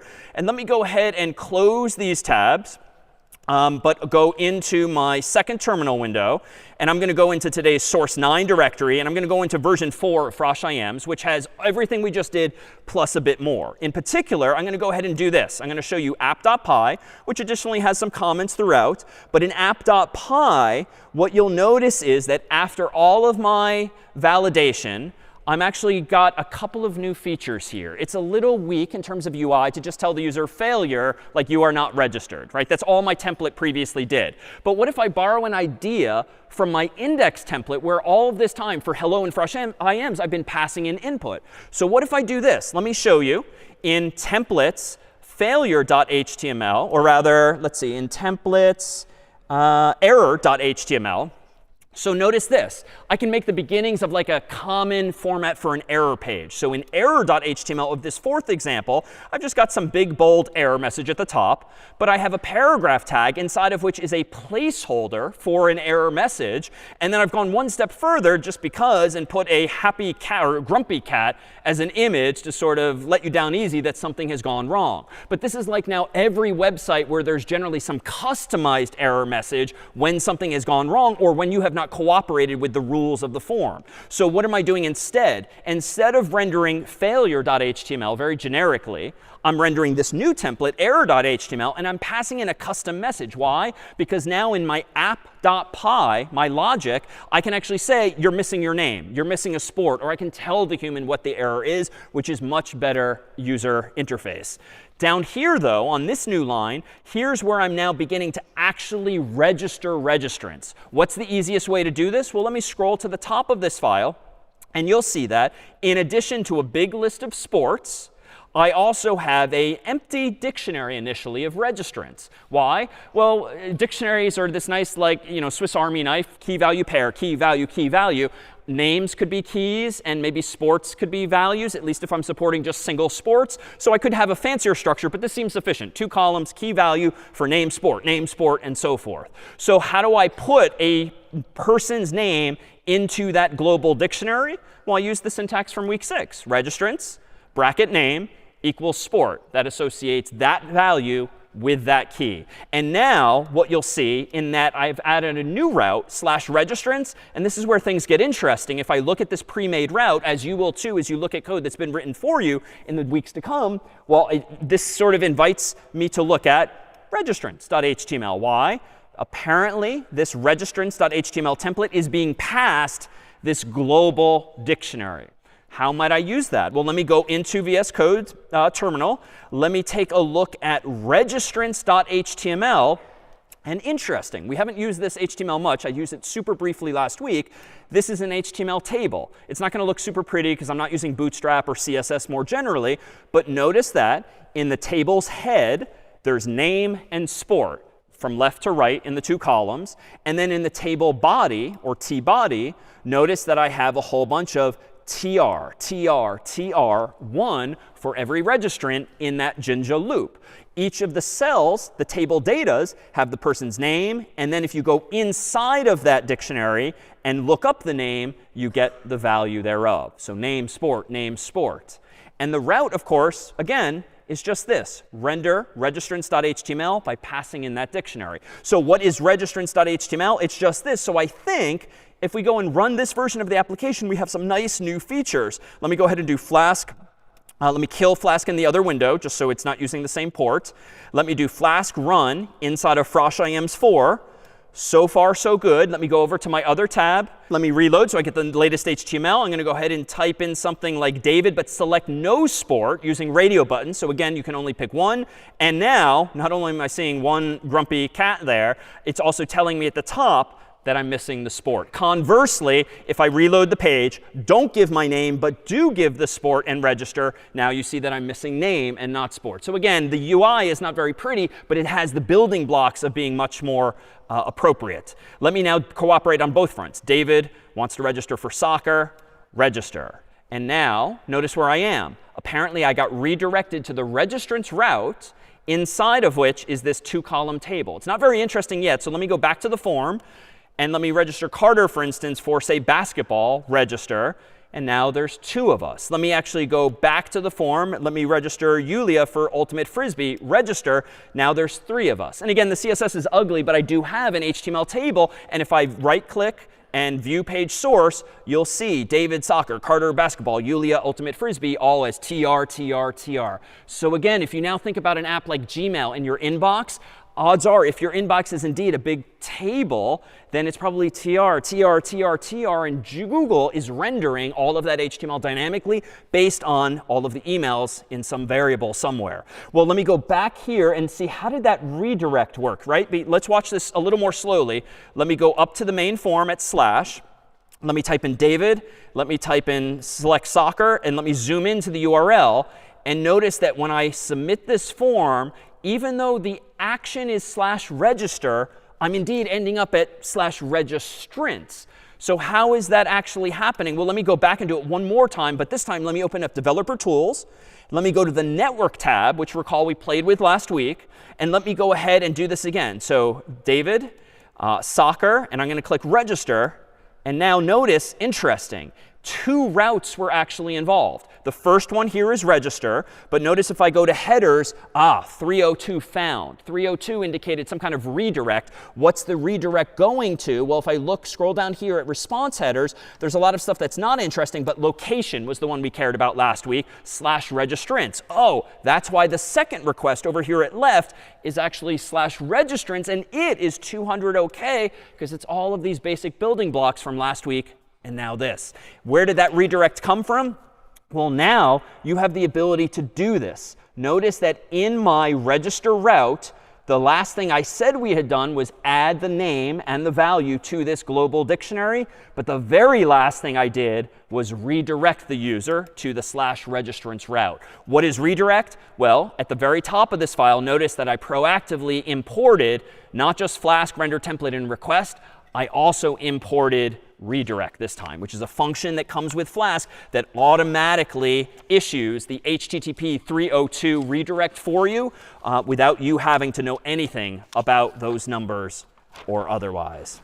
Let's do one final example before we break for snacks. In this final example, Frosh IMs 5, let's actually do something with SQL. SQL, after all, allows us to persist the data because this version here with this global dictionary, what's the downside of using this global variable to store all of our registrants? What's the downside? Yeah? Once the session closes, the variable will be set to run and we lose the data. Exactly. So as soon as the server quits, or if something goes wrong, like maybe the power goes out, or we have multiple servers or something like that, we'll lose the contents of that dictionary. And so that's not really good to store data that you care about in the computer's memory alone or RAM. You want to store it on disk using something like fopen and fwrite and all of the file I/O stuff we talked about. But in week 7, recall, we introduced SQL. So that writes things to disk in a .db file. So let's actually do that with one final example. Let me go ahead and close these tabs here in my terminal. Let me go ahead and close the old version of Frosh IMs and go into Frosh IMs 5 now. And in this version, let me show you in app.py the following. It's almost the same in terms of what we're importing from Flask, but I'm also going to import from CS50's library a SQL function, which we used briefly when we wrote code in Python to talk to a SQLite database. This is the one example of a CS50 training wheel that we actually do keep on deliberately through the end of the term, because it's actually just really annoying to use most third-party libraries with SQL in as user-friendly a way. You're welcome to, but I do think that even though you shouldn't be using getInt, getString, getFloat anymore, like the SQL function is actually pretty darn useful, I would say. So how do we use this? Everything in this file so far is pretty much the same except for that import, including these lines here. But notice that I am opening up a file called froshims.db. And that's a database that's empty initially, but it is in my account. So actually, let me do this. Let me run SQLite 3 on froshims.db. Let me increase the size of my terminal, hit enter. What can I type to see the structure of this database? Sorry? What? Oh, yes, thank you. Dot schema. should show me, OK, it's actually a very simple database, a registrants table with 1, 2, 3 columns, an ID for a unique identifier, a primary key, the name of the person, and the sport for which they're registering. And presumably, the ID will be automatically incremented for me. So let me exit out of that. Go back to app.py, and this line 8 here is just giving me access to that SQLite database. And recall that the 3 slashes are appropriate. It's not a typo relative to something like a URL. Here's my 3 sports that I want to support. Looks like my index route is pretty much the same, so nothing new there. In fact, I'm using that same lesson as before in passing in the whole sports list. Notice that, OK, this is interesting. Deregister. This version is going to let users sort of bow out of a sport. This tends to happen over the course of a semester, but we'll come back to that. But let's look at register now. Register is almost the same, even though I do have some comments here. We're making sure to validate the form. But this is where it gets interesting. I'm now inserting rows into the database to register these registrants. Notice that I'm using CS50's library to insert into the registrants table, into these 2 columns, name and sport, these 2 values. And I'm being very careful to use question marks to escape the user's input to avoid injection attacks. And then I just redirect the user. But what's going to be interesting about this version is this too. /registrants no longer just uses Jinja and iterates over a global variable. In this version, we're selecting all of the registrants and getting back a list of dictionaries. And then we're passing that list of dictionaries into the Jinja template called registrants.html. So just to make clear what's going on there, let me open up templates and registrants.html. It's almost the same as before. Notice that I'm using the dot notation this time, which Jinja also supports. And it's almost always the same as the square bracket notation. So you'll see both in documentation online. But notice that I have a 3rd column in the registrants table that's a little interesting. And this will be the final lesson for Frosh IMs. A button via which people can deregister themselves, like bow out of Frosh IMs. So let's do this. Open the terminal. Let's do Flask run in version 5 of this here.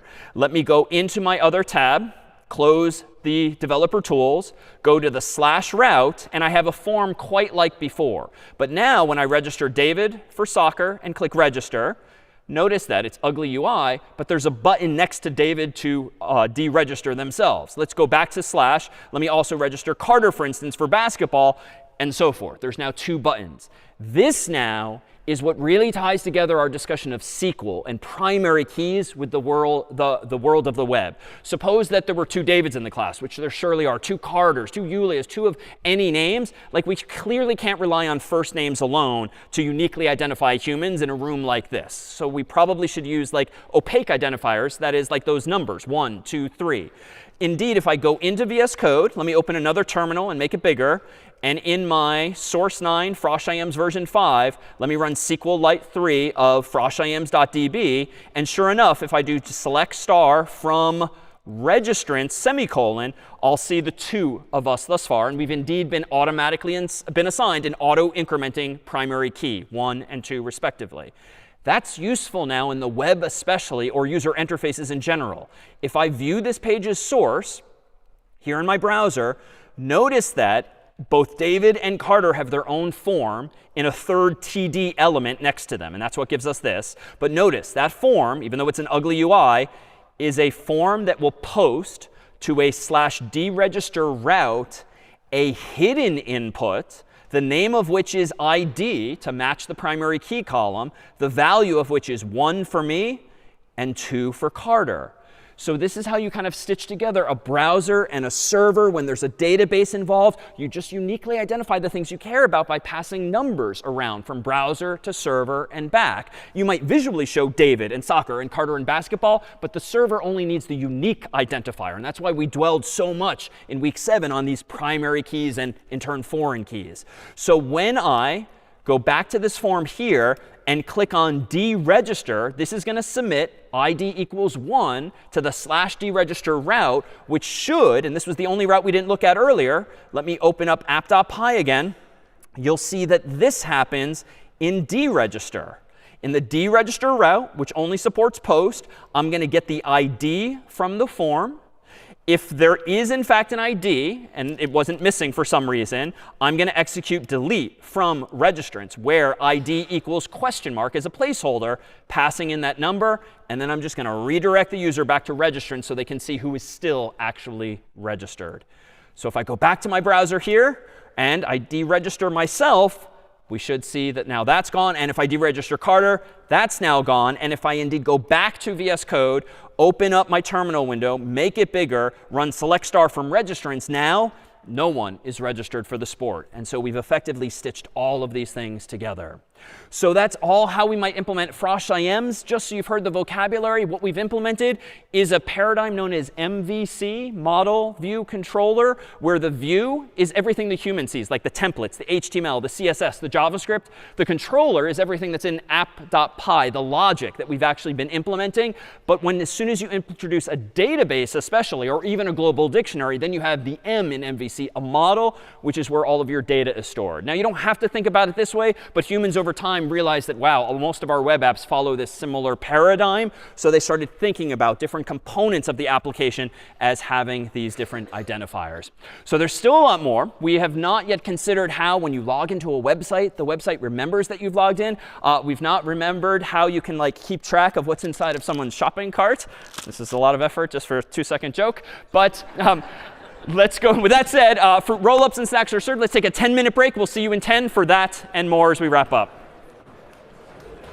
All right, we are back. And let's consider now how web applications typically work when you actually have to log into them, which is like most every web application nowadays. Somehow or other, even though you only log in once, at least at the start of the day or the start of the browser tab that you open, somehow or other websites are still able to remember that you've logged in already. And that's how you see your Gmail inbox or your social media feed or the like. So here, for instance, is a representative login form. This one here for Gmail or for all of Google services. And let's consider what actually happens underneath the hood with respect to those virtual envelopes when you do log in with your username and password to a site like this.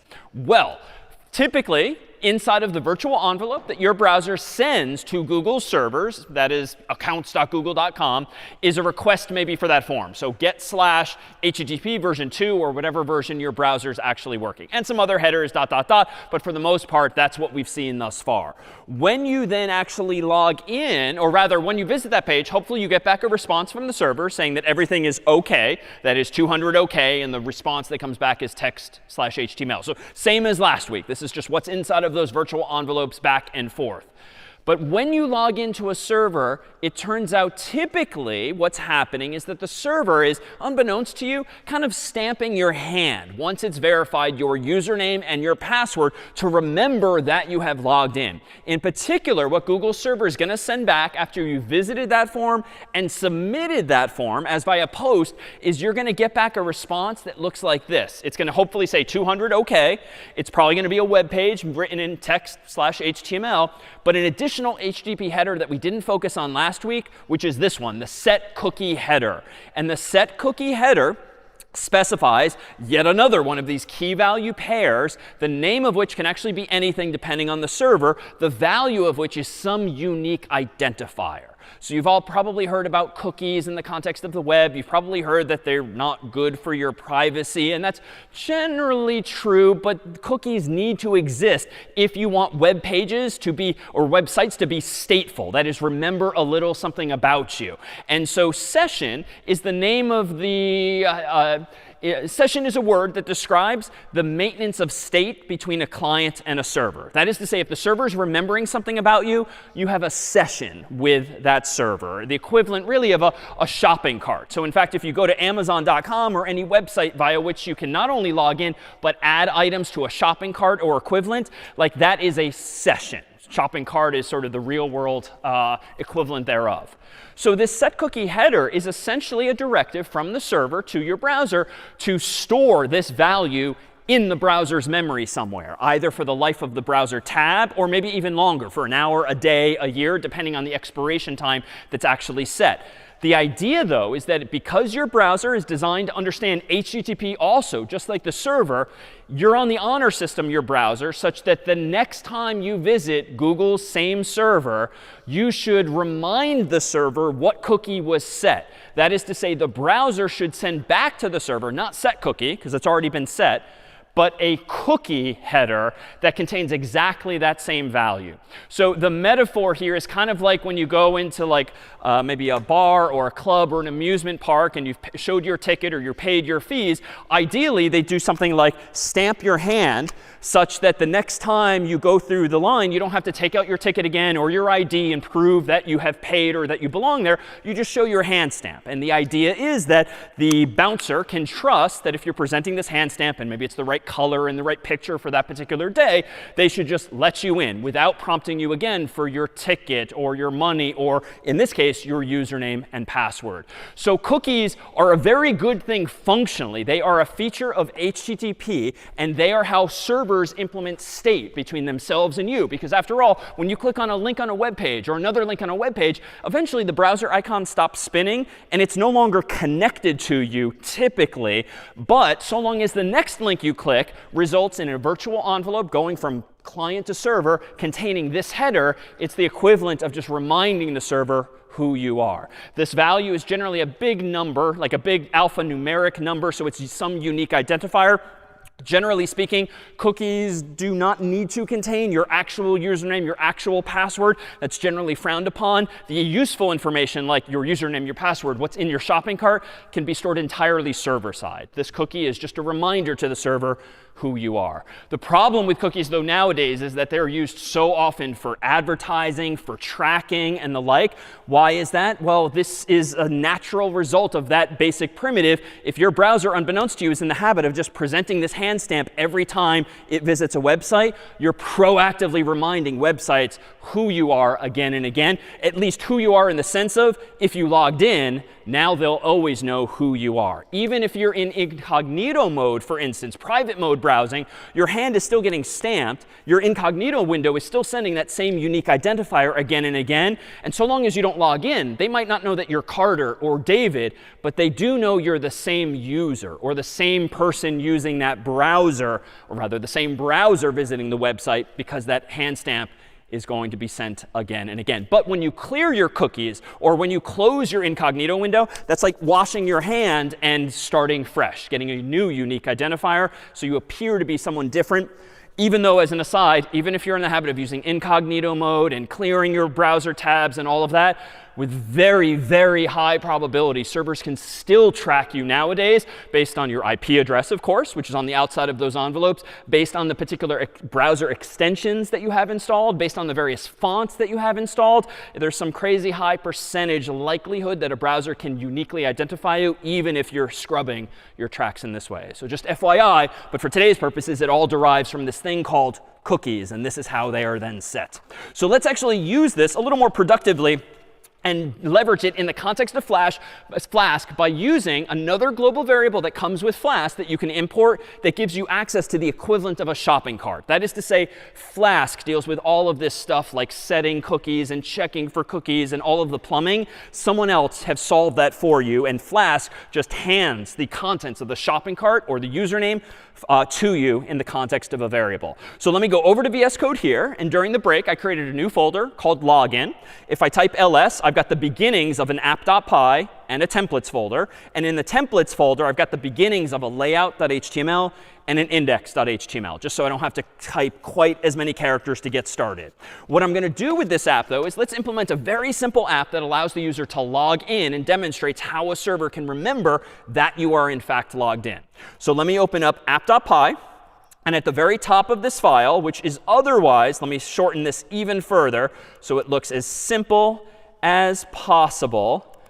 In this app.py, let me go ahead and simply add one more import up here called session. And that's going to give me the equivalent of a shopping cart at my disposal. But I do need to configure it. And there's some different ways to configure it. But the conventional way, or a recommended way here, is as follows. To run app.config and then set this configuration variable, which is Flask specific, called session permanent, equals false, so that this will indeed be treated as a session cookie. So as soon as you quit your browser or close your tabs, typically what's in the session will be deleted. This does tend to vary by browser. Sometimes things might be kept around longer than you expect. But by default, this is going to ensure that essentially the cookie is deleted when you quit the browser. I'm also going to do this. app.config session type is going to equal, quote unquote, file system. This just ensures that the contents of your shopping cart or equivalent are stored in the server's files, not in the cookie itself, for privacy's sake. And lastly, I'm going to activate sections on this app by just running this line of code. These, for today's purposes, are sort of copy-pastable lines that just get sessions working in a recommended manner for you. Hereafter, now, we can just use them as we expect.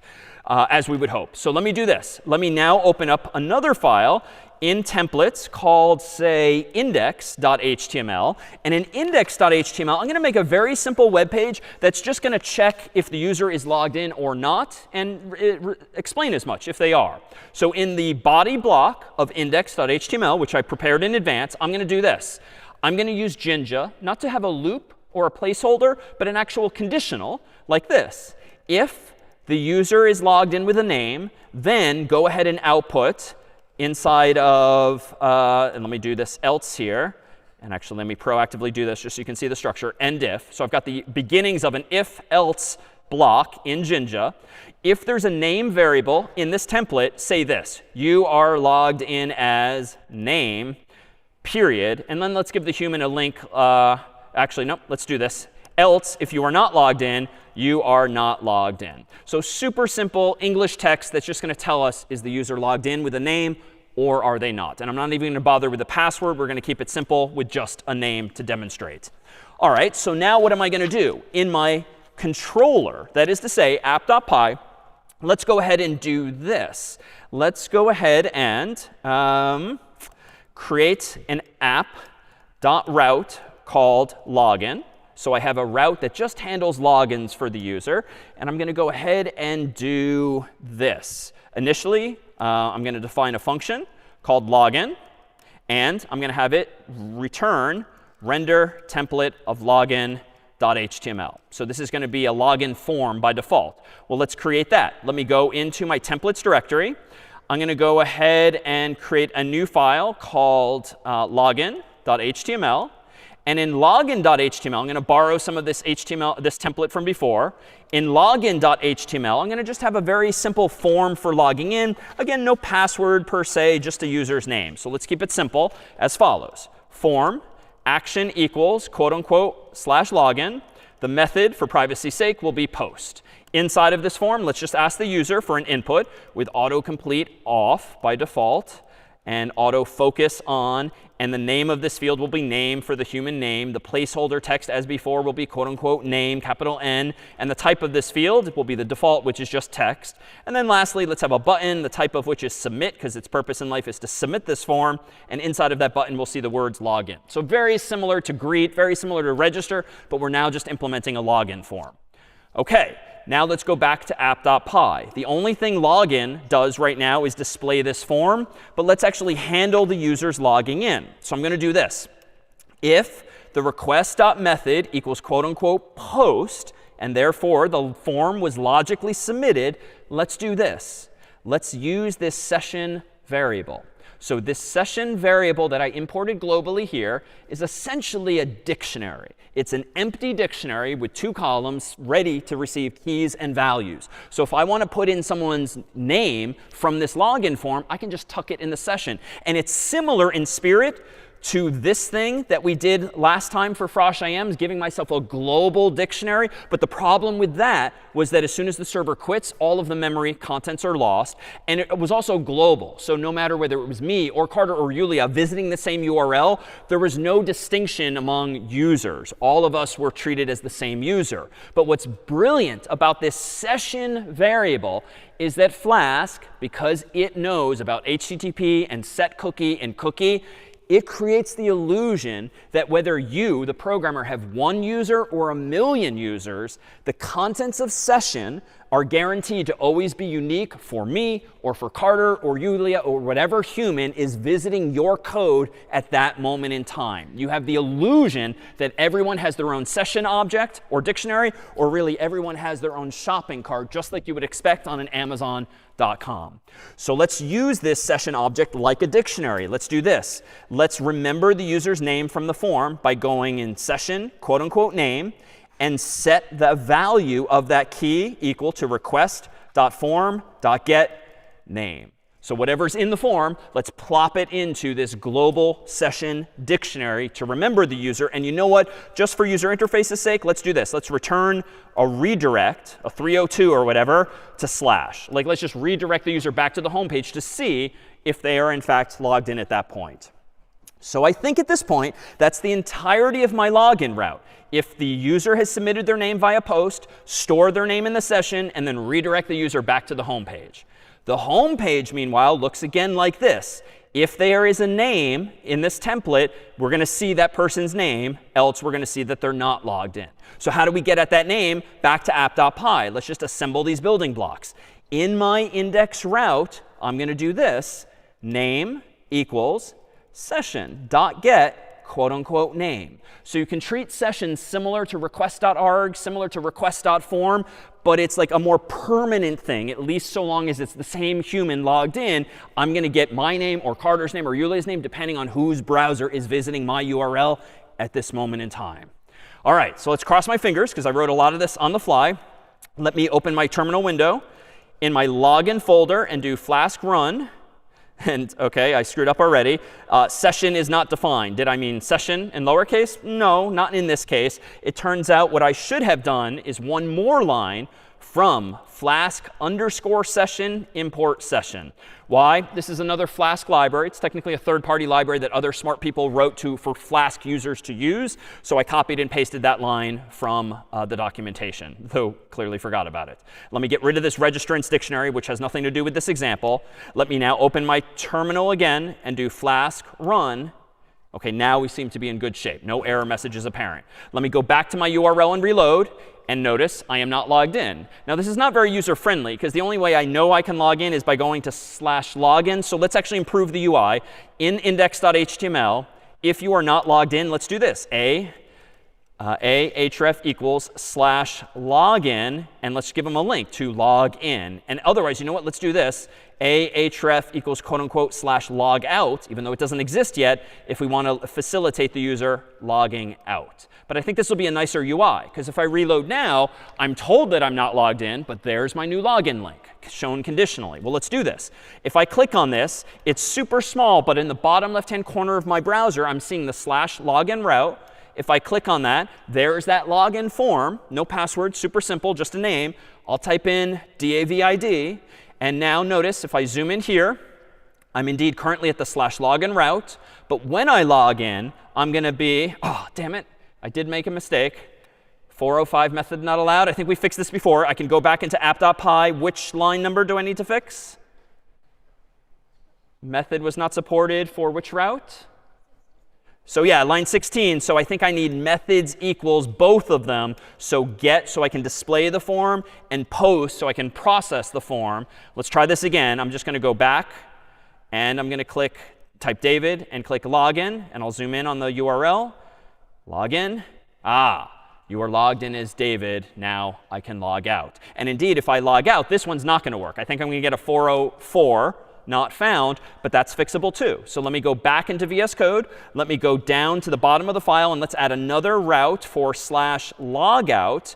Just get is fine, because I'm not posting anything to it. I'll define a function called logout, just to match the name of the route. And you wouldn't know this without reading the documentation, but if you want to clear the session and forget the user's name, forget the items in their shopping cart, you can do session.clear. And that will just clear the contents of the session wherever the server is storing them. And then I can just return a redirect to, for instance, /. So let's see this in action. Let me go back to the browser and hit back. I'm logged in as David. But now when I click log out, I'm going to quickly go to, and I'll show you in the inspector, inspect, network tab. Let's click on logout.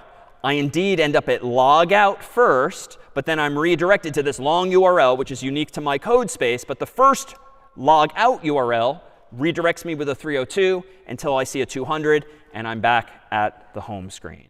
So even though that was a bunch of steps for me to do, like that is how every website implements the notion of logins and also shopping carts. Now, you might add some fanciness with usernames and passwords and the like, maybe two-factor authentication and the like, but it all boils down to storing stuff in the session and using those cookie headers in order to keep track of who is who. Any questions on these techniques thus far? No? All right, how about an actual Amazon, if a simplistic one? Let me do this. Let me go back to VS Code here. Let me close these tabs, and let me open up an example that I wrote in advance. This one in my source 9 directories store folder, so the beginnings of an electronic commerce store online. Let me just dive in blindly and do Flask run for this one. And let me go to my browser tab and reload, because I'm going to see my new app now. And it's super simple, also ugly. There's no CSS or fanciness there, but it's just HTML. And this is the earliest version, if you will, of Amazon 1.0, where they just sold books, and only these 5 books, for instance. So what's going on here? Well, here is how, using all of today's primitives, you can start to infer how websites work. So let me view page source. And even though the UI is not very pretty, let's see what's inside here. There's an H1 tag for books, just like the title of the page. There's a whole bunch of H2s, each one of which represents apparently the title of a book. And below every title is a unique form. Every form, though, has an action of /cart. And everyone submits via post to that cart. But notice this trick, just like the deregistration for Frosh IMs. Every one of these forms has a unique ID that's hidden, but the value for this one is 1, the value for this one is 2, the value for this one is 3. So even though for Frosh IMs we used it to deregister people, to opt out of the Frosh IMs, here you're using it to effectively add items to your cart. Why? Well, where is this data coming from? Let's poke around further. I'm going to open another terminal window in VS Code. I'll make it bigger. I'm going to go into source 9 and store. And if I type ls, you'll see app.py, requirements.txt, templates, all of which I predicted would exist. There's a temporary folder called flask_session. This is where, surprise, surprise, your sessions are temporarily stored on the server. So even if the computer quits or reboots, the files are still there. The shopping carts are still there. But you shouldn't need to go in there, and definitely don't change things in there because things will break. But notice store.db, which came with my folder today. Let me run SQLite 3 of store.db. .schema to see what's going on in there. It's a super simple database table called books with an ID column and a title column, and that's it. Let's see what's inside. Select star from books, semicolon. Not surprisingly, there are the 5 books. So again, you see how we're stitching these technologies together using these basic building blocks. So let's look now. Let me quit out of SQLite. Let me shrink my terminal window and open up app.py. And there's some comments in here, but for the most part, it's the same as before. I'm importing some of the session stuff so I can keep track of whose shopping cart is whose. I'm opening, though, in this version, the database called store.db. I'm doing that same stuff, copy paste with the session, just to make sure that it works. And then down here, this is where things get really kind of interesting and, again, representative of web apps everywhere. My /route, that is my index, has this line of code first, a books variable that gets the return value of the CS50 execute functions select star from books return value. What is that return? Well, recall that when using the CS50 library and you're using the SQL function, this execute function within SQL, you're getting back from db execute typically a list of dictionaries. And the keys of those dictionaries represent the columns from the database table. So here is a Python list per the square brackets. Every element in this list is a dictionary as per the curly braces, not to be confused with Jinja's curly braces today in the HTML files. Here's one key. Here's another. Value and value respectively. So again, db.execute when using select returns just a list of dictionaries, as simple as that. So if I go back to VS Code, I have a string of SQL inside of my argument to this Python function. That gives me a variable called books, which is a list of all of the books in the database. So I can certainly pass that in as an argument to render template so that when books.html is rendered, it has access to all those books. So let me do that. Let me go into templates, book.html. And perhaps not surprisingly, here's that same boilerplate as before. We extend the layout. Here's my body block. Here's that h1 tag that just says books at the top of the page. And here is a Jinja for loop in the template that is going to output for every book an h2, which is smaller but still bold for the title. And then inside of that, or below that, is a form that's identical for every book, except notice that I'm very cleverly outputting a unique value for every one of those forms, just relying on those primary keys back and forth to implement this notion of adding. And so what is the /cart method? Let's kind of follow these breadcrumbs. And I'm doing this deliberately live. Like if you were to receive or inherit code like this from a colleague, a friend, a class, like you really just kind of follow these breadcrumbs to sort of wrap your mind around what's going on. And honestly, start with the files that feel the simplest, like I did, like index.html. Start with the entry point. So let's see the cart route. It's a little longer, but let's walk through it step by step. So the cart route supports both get and post. It looks like with these lines, which I haven't had occasion to use yet, I'm just checking. If there is no cart in the session, create a cart that's an empty list. And I'm doing this logically in this program because I want to make sure that the cart always exists, even if it's empty, even if it's empty initially. Like that's what that line of code is essentially doing. So we can put things in it. So if we have submitted something to this cart, and thus the method is post, let's go ahead and grab the ID of the book from request.form. Let's go ahead and make sure that that ID is actually valid, and it's actually a number, so it doesn't evaluate to false. And if so, do this. Go into the sessions cart, which is initially an empty list, and just like we saw in week 6, append an item to the list. Append, append, append. So we just have a list of book IDs. And then when you're done with that, redirect to the cart route. Well, that's a little weird and almost recursive because the cart route that we're in is redirecting to itself. But redirects are always GET requests when done like this. So even though we ended up here via a post, this redirect is going to send me back via a GET to the same route. And that is why now outside of the conditional, these final 2 lines apply. Here is a books variable. I don't want to get all of the books because I'm not showing you the catalog now of Amazon.com. I'm showing you your shopping cart. And how do I do this? I'm selecting star from books where the ID of the book is in this list of IDs. And you haven't seen this yet, most likely, but in the CS50 library, if you use parentheses and a question mark, so placeholder as always, you can then plug a list into that question mark, and the library will separate them all via commas. Like you might have for a past problem set manually, we will generate the commas for you, so everything is nicely escaped. And then we're just rendering a template, cart.html, passing in those books. So what's cart.html? That's the last breadcrumb to follow. Cart.html. And really nothing going on that's that interesting here. There's an h1 tag at the top. There's an ordered list, which is a numbered list just because. And then there's this Jinja loop that's outputting a list item or li element for every book showing its title. So if I go back to the store here and actually start adding things to the cart, there, I've added that to the cart. All right, just one book. Let's jump to the last one. So the Hitchhiker's Guide to the Galaxy. How about Mostly Harmless? Click that. Now there's 2 items in the shopping cart. Let me go back. There's now 3 items in the shopping cart and so forth. But if I were to make this URL public, it's currently private by default, so not everyone on the internet can visit it at the same time. If I were to make this public and any one of you were to open it on your phone or laptop, you would see an empty cart because you would have a different hand stamp, a different cookie, but the server would be keeping track of all of our shopping carts in, if you will, that Flask session folder. Just all sort of happens automatically. Whew. OK, so that then is how Amazon.com is implemented. Questions? Yeah? How does the client, so let's say if you open up this application to public and I am going to use it, how do the server know that this is to be a new session now? Like, this is your session which is stored in server. I am someone who starts up a new session. How does the browser on my phone or the server knows itself that this is like a new session? A really good question. How does the server know to give you a brand new session the first time you visit a website? When you visit something.com for the first time, your browser will not send a cookie header. There will be no cookie : session equals value. It's just going to be blank. It's going to be like showing you my other hand that has no ink on it.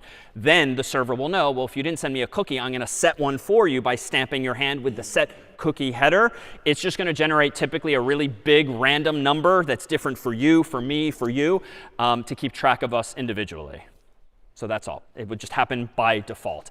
And Flask makes all of that happen because we have not only imported these lines at the top, we have also used these configuration lines too to ensure that the server does exactly what I just described. If you had to do all of that manually, honestly, it would be so annoying to make web applications because you do copy paste all of the time. This is still some copy paste, but it's way less than implementing all of this cookie stuff on your own. All right, how about a final set of examples that allow us to escalate quickly to a larger data set and make this more like an actual Amazon.com or maybe an actual IMDb.com. And we'll do this by way of a tour of some pre-written examples rather than do all of these here from scratch. So I'm going to go into my terminal window. I'm going to hit Control-C to kill the previous version of the store. And I'm going to go into shows version 0 initially, which has our old friend shows.db from our SQL lecture, which has all of the latest TV shows from IMDb using the same schema as then. And there's an app.py, there's a requirements.txt, and there's a templates folder just as predicted because we're still using Flask. So let's go ahead and take a look at what's going on inside of this file.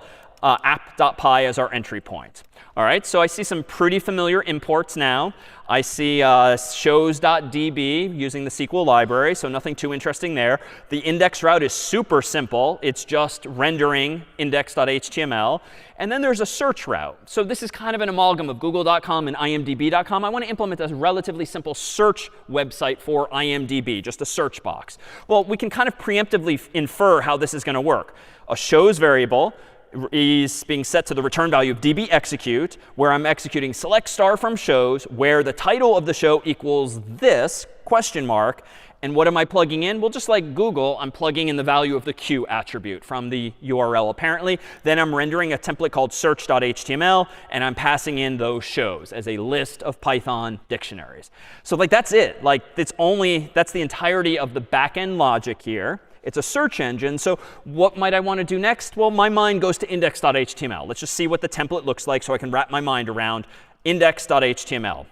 OK, it's pretty darn simple. It's just a form that has an action of /search, which aligns with the route we just saw. Method is get. It's got an auto-completing input called Q, as expected, and a button called search. So not really that stimulating there versus past examples we've done. Let me go into search.html, which is the other template in here. So let me open my terminal and do code of templates search.html. Close the terminal. OK, this is kind of like the bookstore too. It's just iterating over the shows, outputting list item, list item, list item, but I'm using an unordered list instead of ordered. So there's not that much to this application to enabling search. But recall that 2 weeks ago when we introduced HTML and CSS and JavaScript, we completely punted to the actual google.com. Like today, we are, if you will, google.com or imdb.com. So let's go into the terminal window, do Flask run. I'll go back into my browser and reload. So we no longer see the store. We now see IMDb. And it's this pretty simple search box. Let me search for The Office, as in the past. Click search. And notice two things. At the top of the URL is $Q equals the plus office. The plus is a way of encoding spaces in URLs so that it's just one long string, but that's conventional. And then there's a lot of offices. But why is this? Well, there's like the American one, the UK one. There's some prior ones that weren't nearly as popular as either. So there's a bunch of offices in there. But we could probably, we can kind of tie our ideas together here. Let me open another terminal, make it bigger. Go into source 9, shows 0, SQLite 3 of shows.db, .schema. Oh, yeah, there's a lot of data in this database. Let's do .schema shows specifically. OK, so we have the year of every show. So this just means I can kind of play around now with the intersection of SQL and Python as follows. Let me go back to how about search.html. And instead of just showing the title, why don't I do something like curly brace, show, quote unquote, year. curly, curly brace. Because why? Well, every element in this list is a dictionary. So I have access to all of those SQL columns. So let me reload. And now you see, oh, that's why there's so many offices. They're each from different years. So every piece of data you have access in SQL, you have access to in Python, you now have access to in HTML by just knowing how to stitch these ideas together. All right, so what's not so good about this? Well, if I go back to the search box and I search for just Office, enter, like there's apparently no show called literally Office, at least lowercase o. Let me try a little more specific, Office, as someone might type. OK, so there's one version of Office, but not the Office from 2013.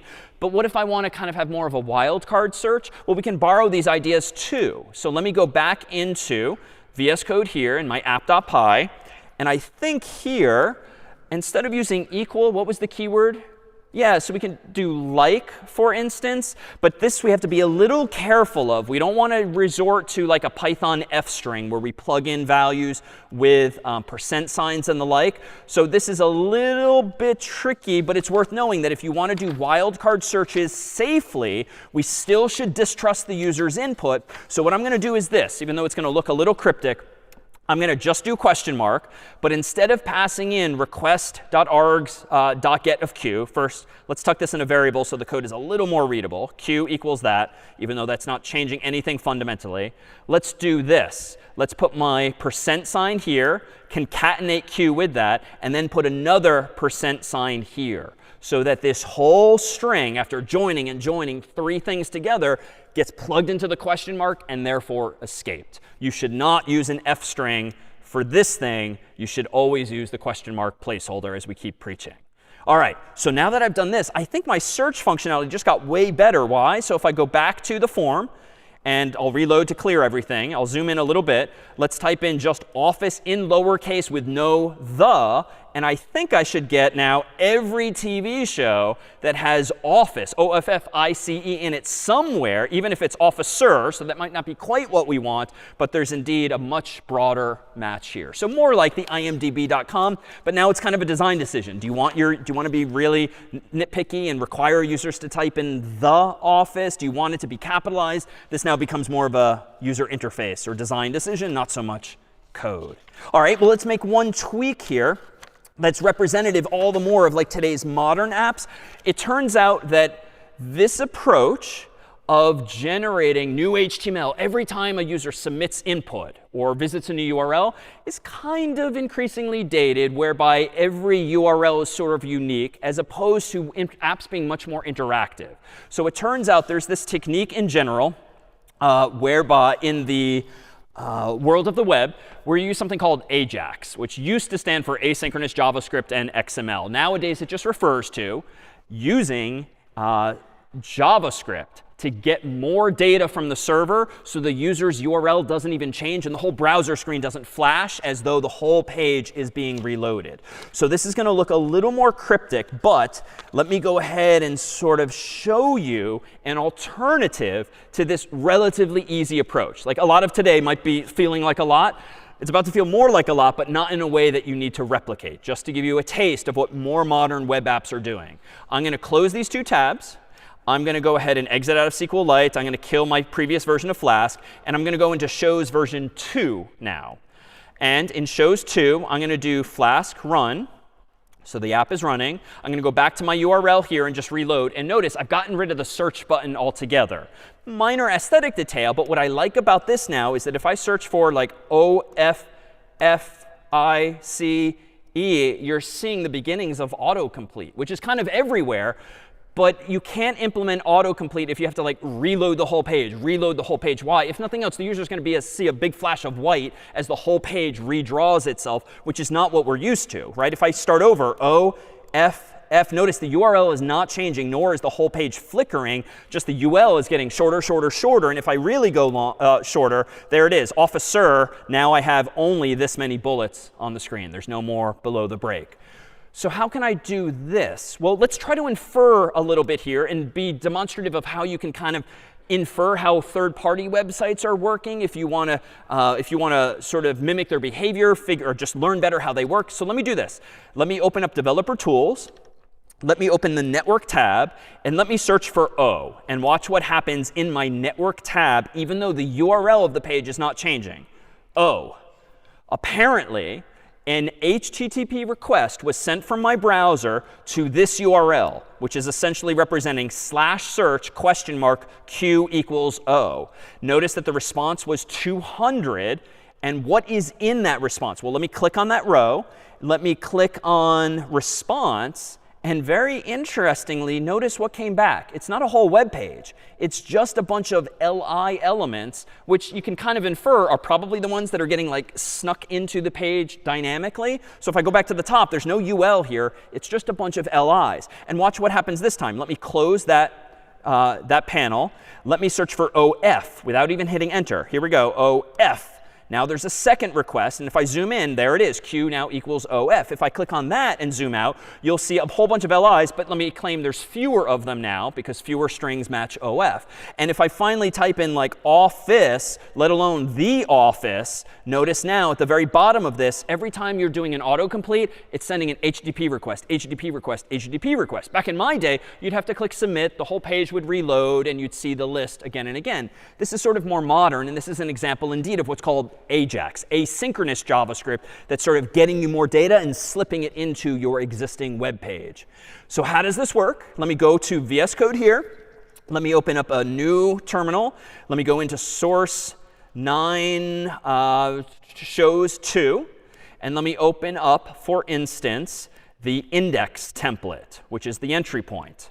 Everything at the top is sort of boring. Here's the head of the page. Here's the input. I didn't even bother with a whole form because I'm not even submitting a whole form. So I don't need an action or a method or anything like that. I'm just using it as a dumb input box only. But notice that it is indeed an input of type search.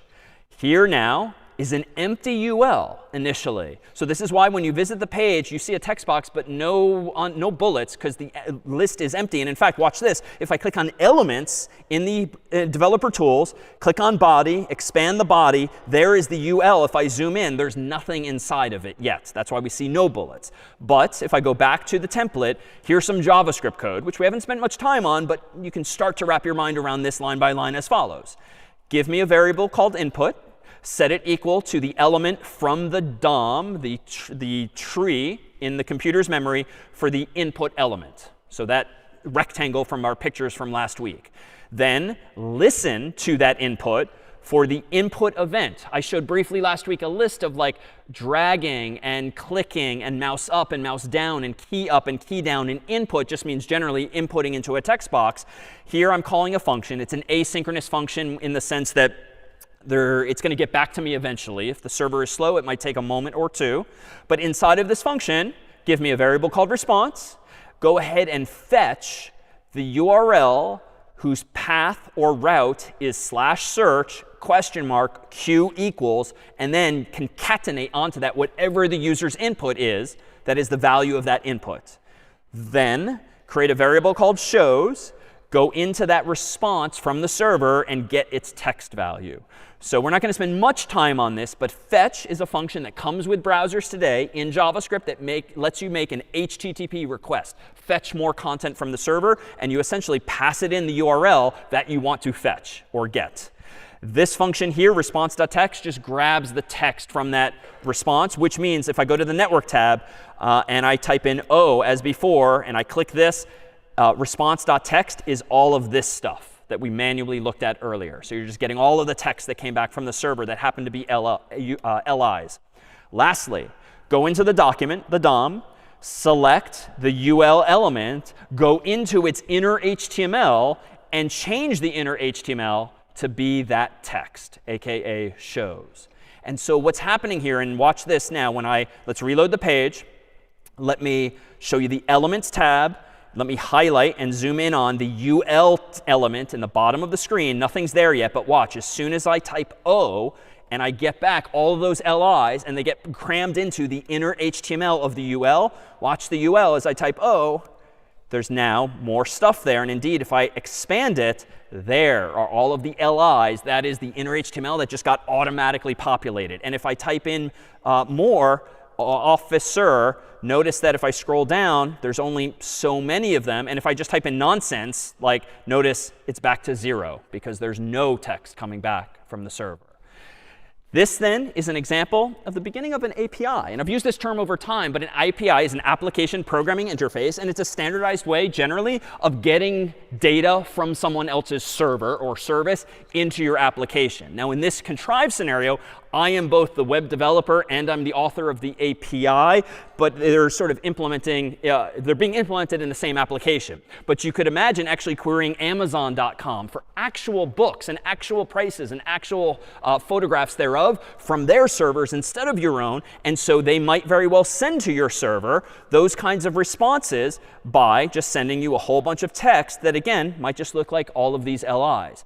But the LIs is kind of a sloppy way of sending information. Nowadays, it's not common to use HTML nor something called XML to send back your data. Rather, it's more common to get back something called JSON, JavaScript Object Notation. And odds are for your final project, if you do anything with an API, you'll encounter this in the real world. And JSON looks very, very similar to what a dictionary and a list looks like in Python. The syntax is almost the same as you've seen. However, in the world of JSON, JavaScript Object Notation, you have to use double quotes around your strings. You cannot use single quotes. And generally, it might look like this. So here, for instance, is a response from a more modern version of a server that's not sending back LI tags and like a messy bunch of HTML. It's sending back something that's more machine readable. So this text, ugly as it is much easier for a JSON parser, like a function to read, because it's all standard. It's all square brackets, curly braces, quotes, colons, and all that. And even though it looks like a mess on the screen, it's very standardized, unlike LI tags, which who knows what might come back in those aesthetically, since there's so many HTML tags, not to mention CSS. So let's make a change here. Let me go back to VS Code here. Let me close this tab and quit out of this version of my application.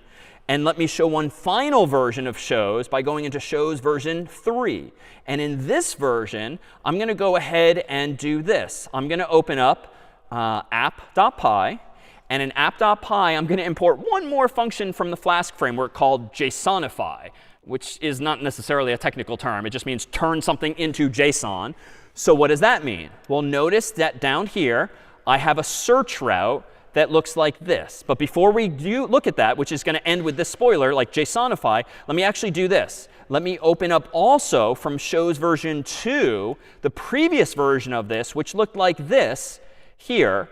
This was the app, the search route from the previous example. Here's how I got Q. Here's how, again, I did the escaping of the user's input with the wildcard. But notice that I also did this. If the user got back no results, then I just gave it an empty list instead. But let me show you two from last time. Search.html looked like this. In shows 2, in templates, shows.html, whoops, search.html, what you'll see here is the very simple template that generated all of that text, all of those LIs, just again and again and again. So we're going to get rid of that template in this third and final version here. So if I go into shows 3, notice that I'm doing the same code as before. I'm building up a Python list of shows that results from that SQL query. But instead of passing it into any template, I'm just JSONifying that text. What that means is that what I'm essentially going to send from the server to the browser is literally something that looks like this here on the screen. So if I go back to VS Code here and run Flask run in this final version, and I go over to my other tab here and reload, I have the same response as before. And it's actually going to work the same. Like Office is going to still work the same. But if I undo that and go to Inspect and go to my Network tab here and now search for O, same paradigm as before. There /search $Q equals O. Let's click on that. But notice, and let me make this even bigger on the screen, this, even though it looks more verbose, and it is, it's way more standardized. And this is the quote unquote right way to send data over the internet when you want two pieces of software to generate and consume it respectively. Here now we have not only just the titles of the shows, but I've even been generous and sent the number of episodes, the unique ID, the title, the year. I've essentially sent the entire SQL database in a standard portable textual format that my code can now use. So when you think about most any modern application, we come back to Gmail. When you access something like Gmail in your browser and you are waiting and waiting and waiting and a new email comes in, what has happened? Tonight, for instance, open up the inspector, watch the network tab, and odds are every few seconds, every few minutes, you'll see some kind of response coming from the server, maybe JSON, maybe some other format containing your email, including at least its subject line, because that's what's adding more and more HTML to the browser. Indeed, if you open up the Elements tab and just watch it, in the most sort of watching paint dry kind of situation, you'll see probably more and more emails appear in the underlying DOM or document object model inside of the browser. So I can't stress enough that even though we've spent just a few weeks on SQL and then HTML, CSS, and JavaScript and now Flask together, like that is how the web works. That is how all of today's modern apps work. And hopefully you too with your final projects. That's it for today. We will see you one last time next week for the end of CS50.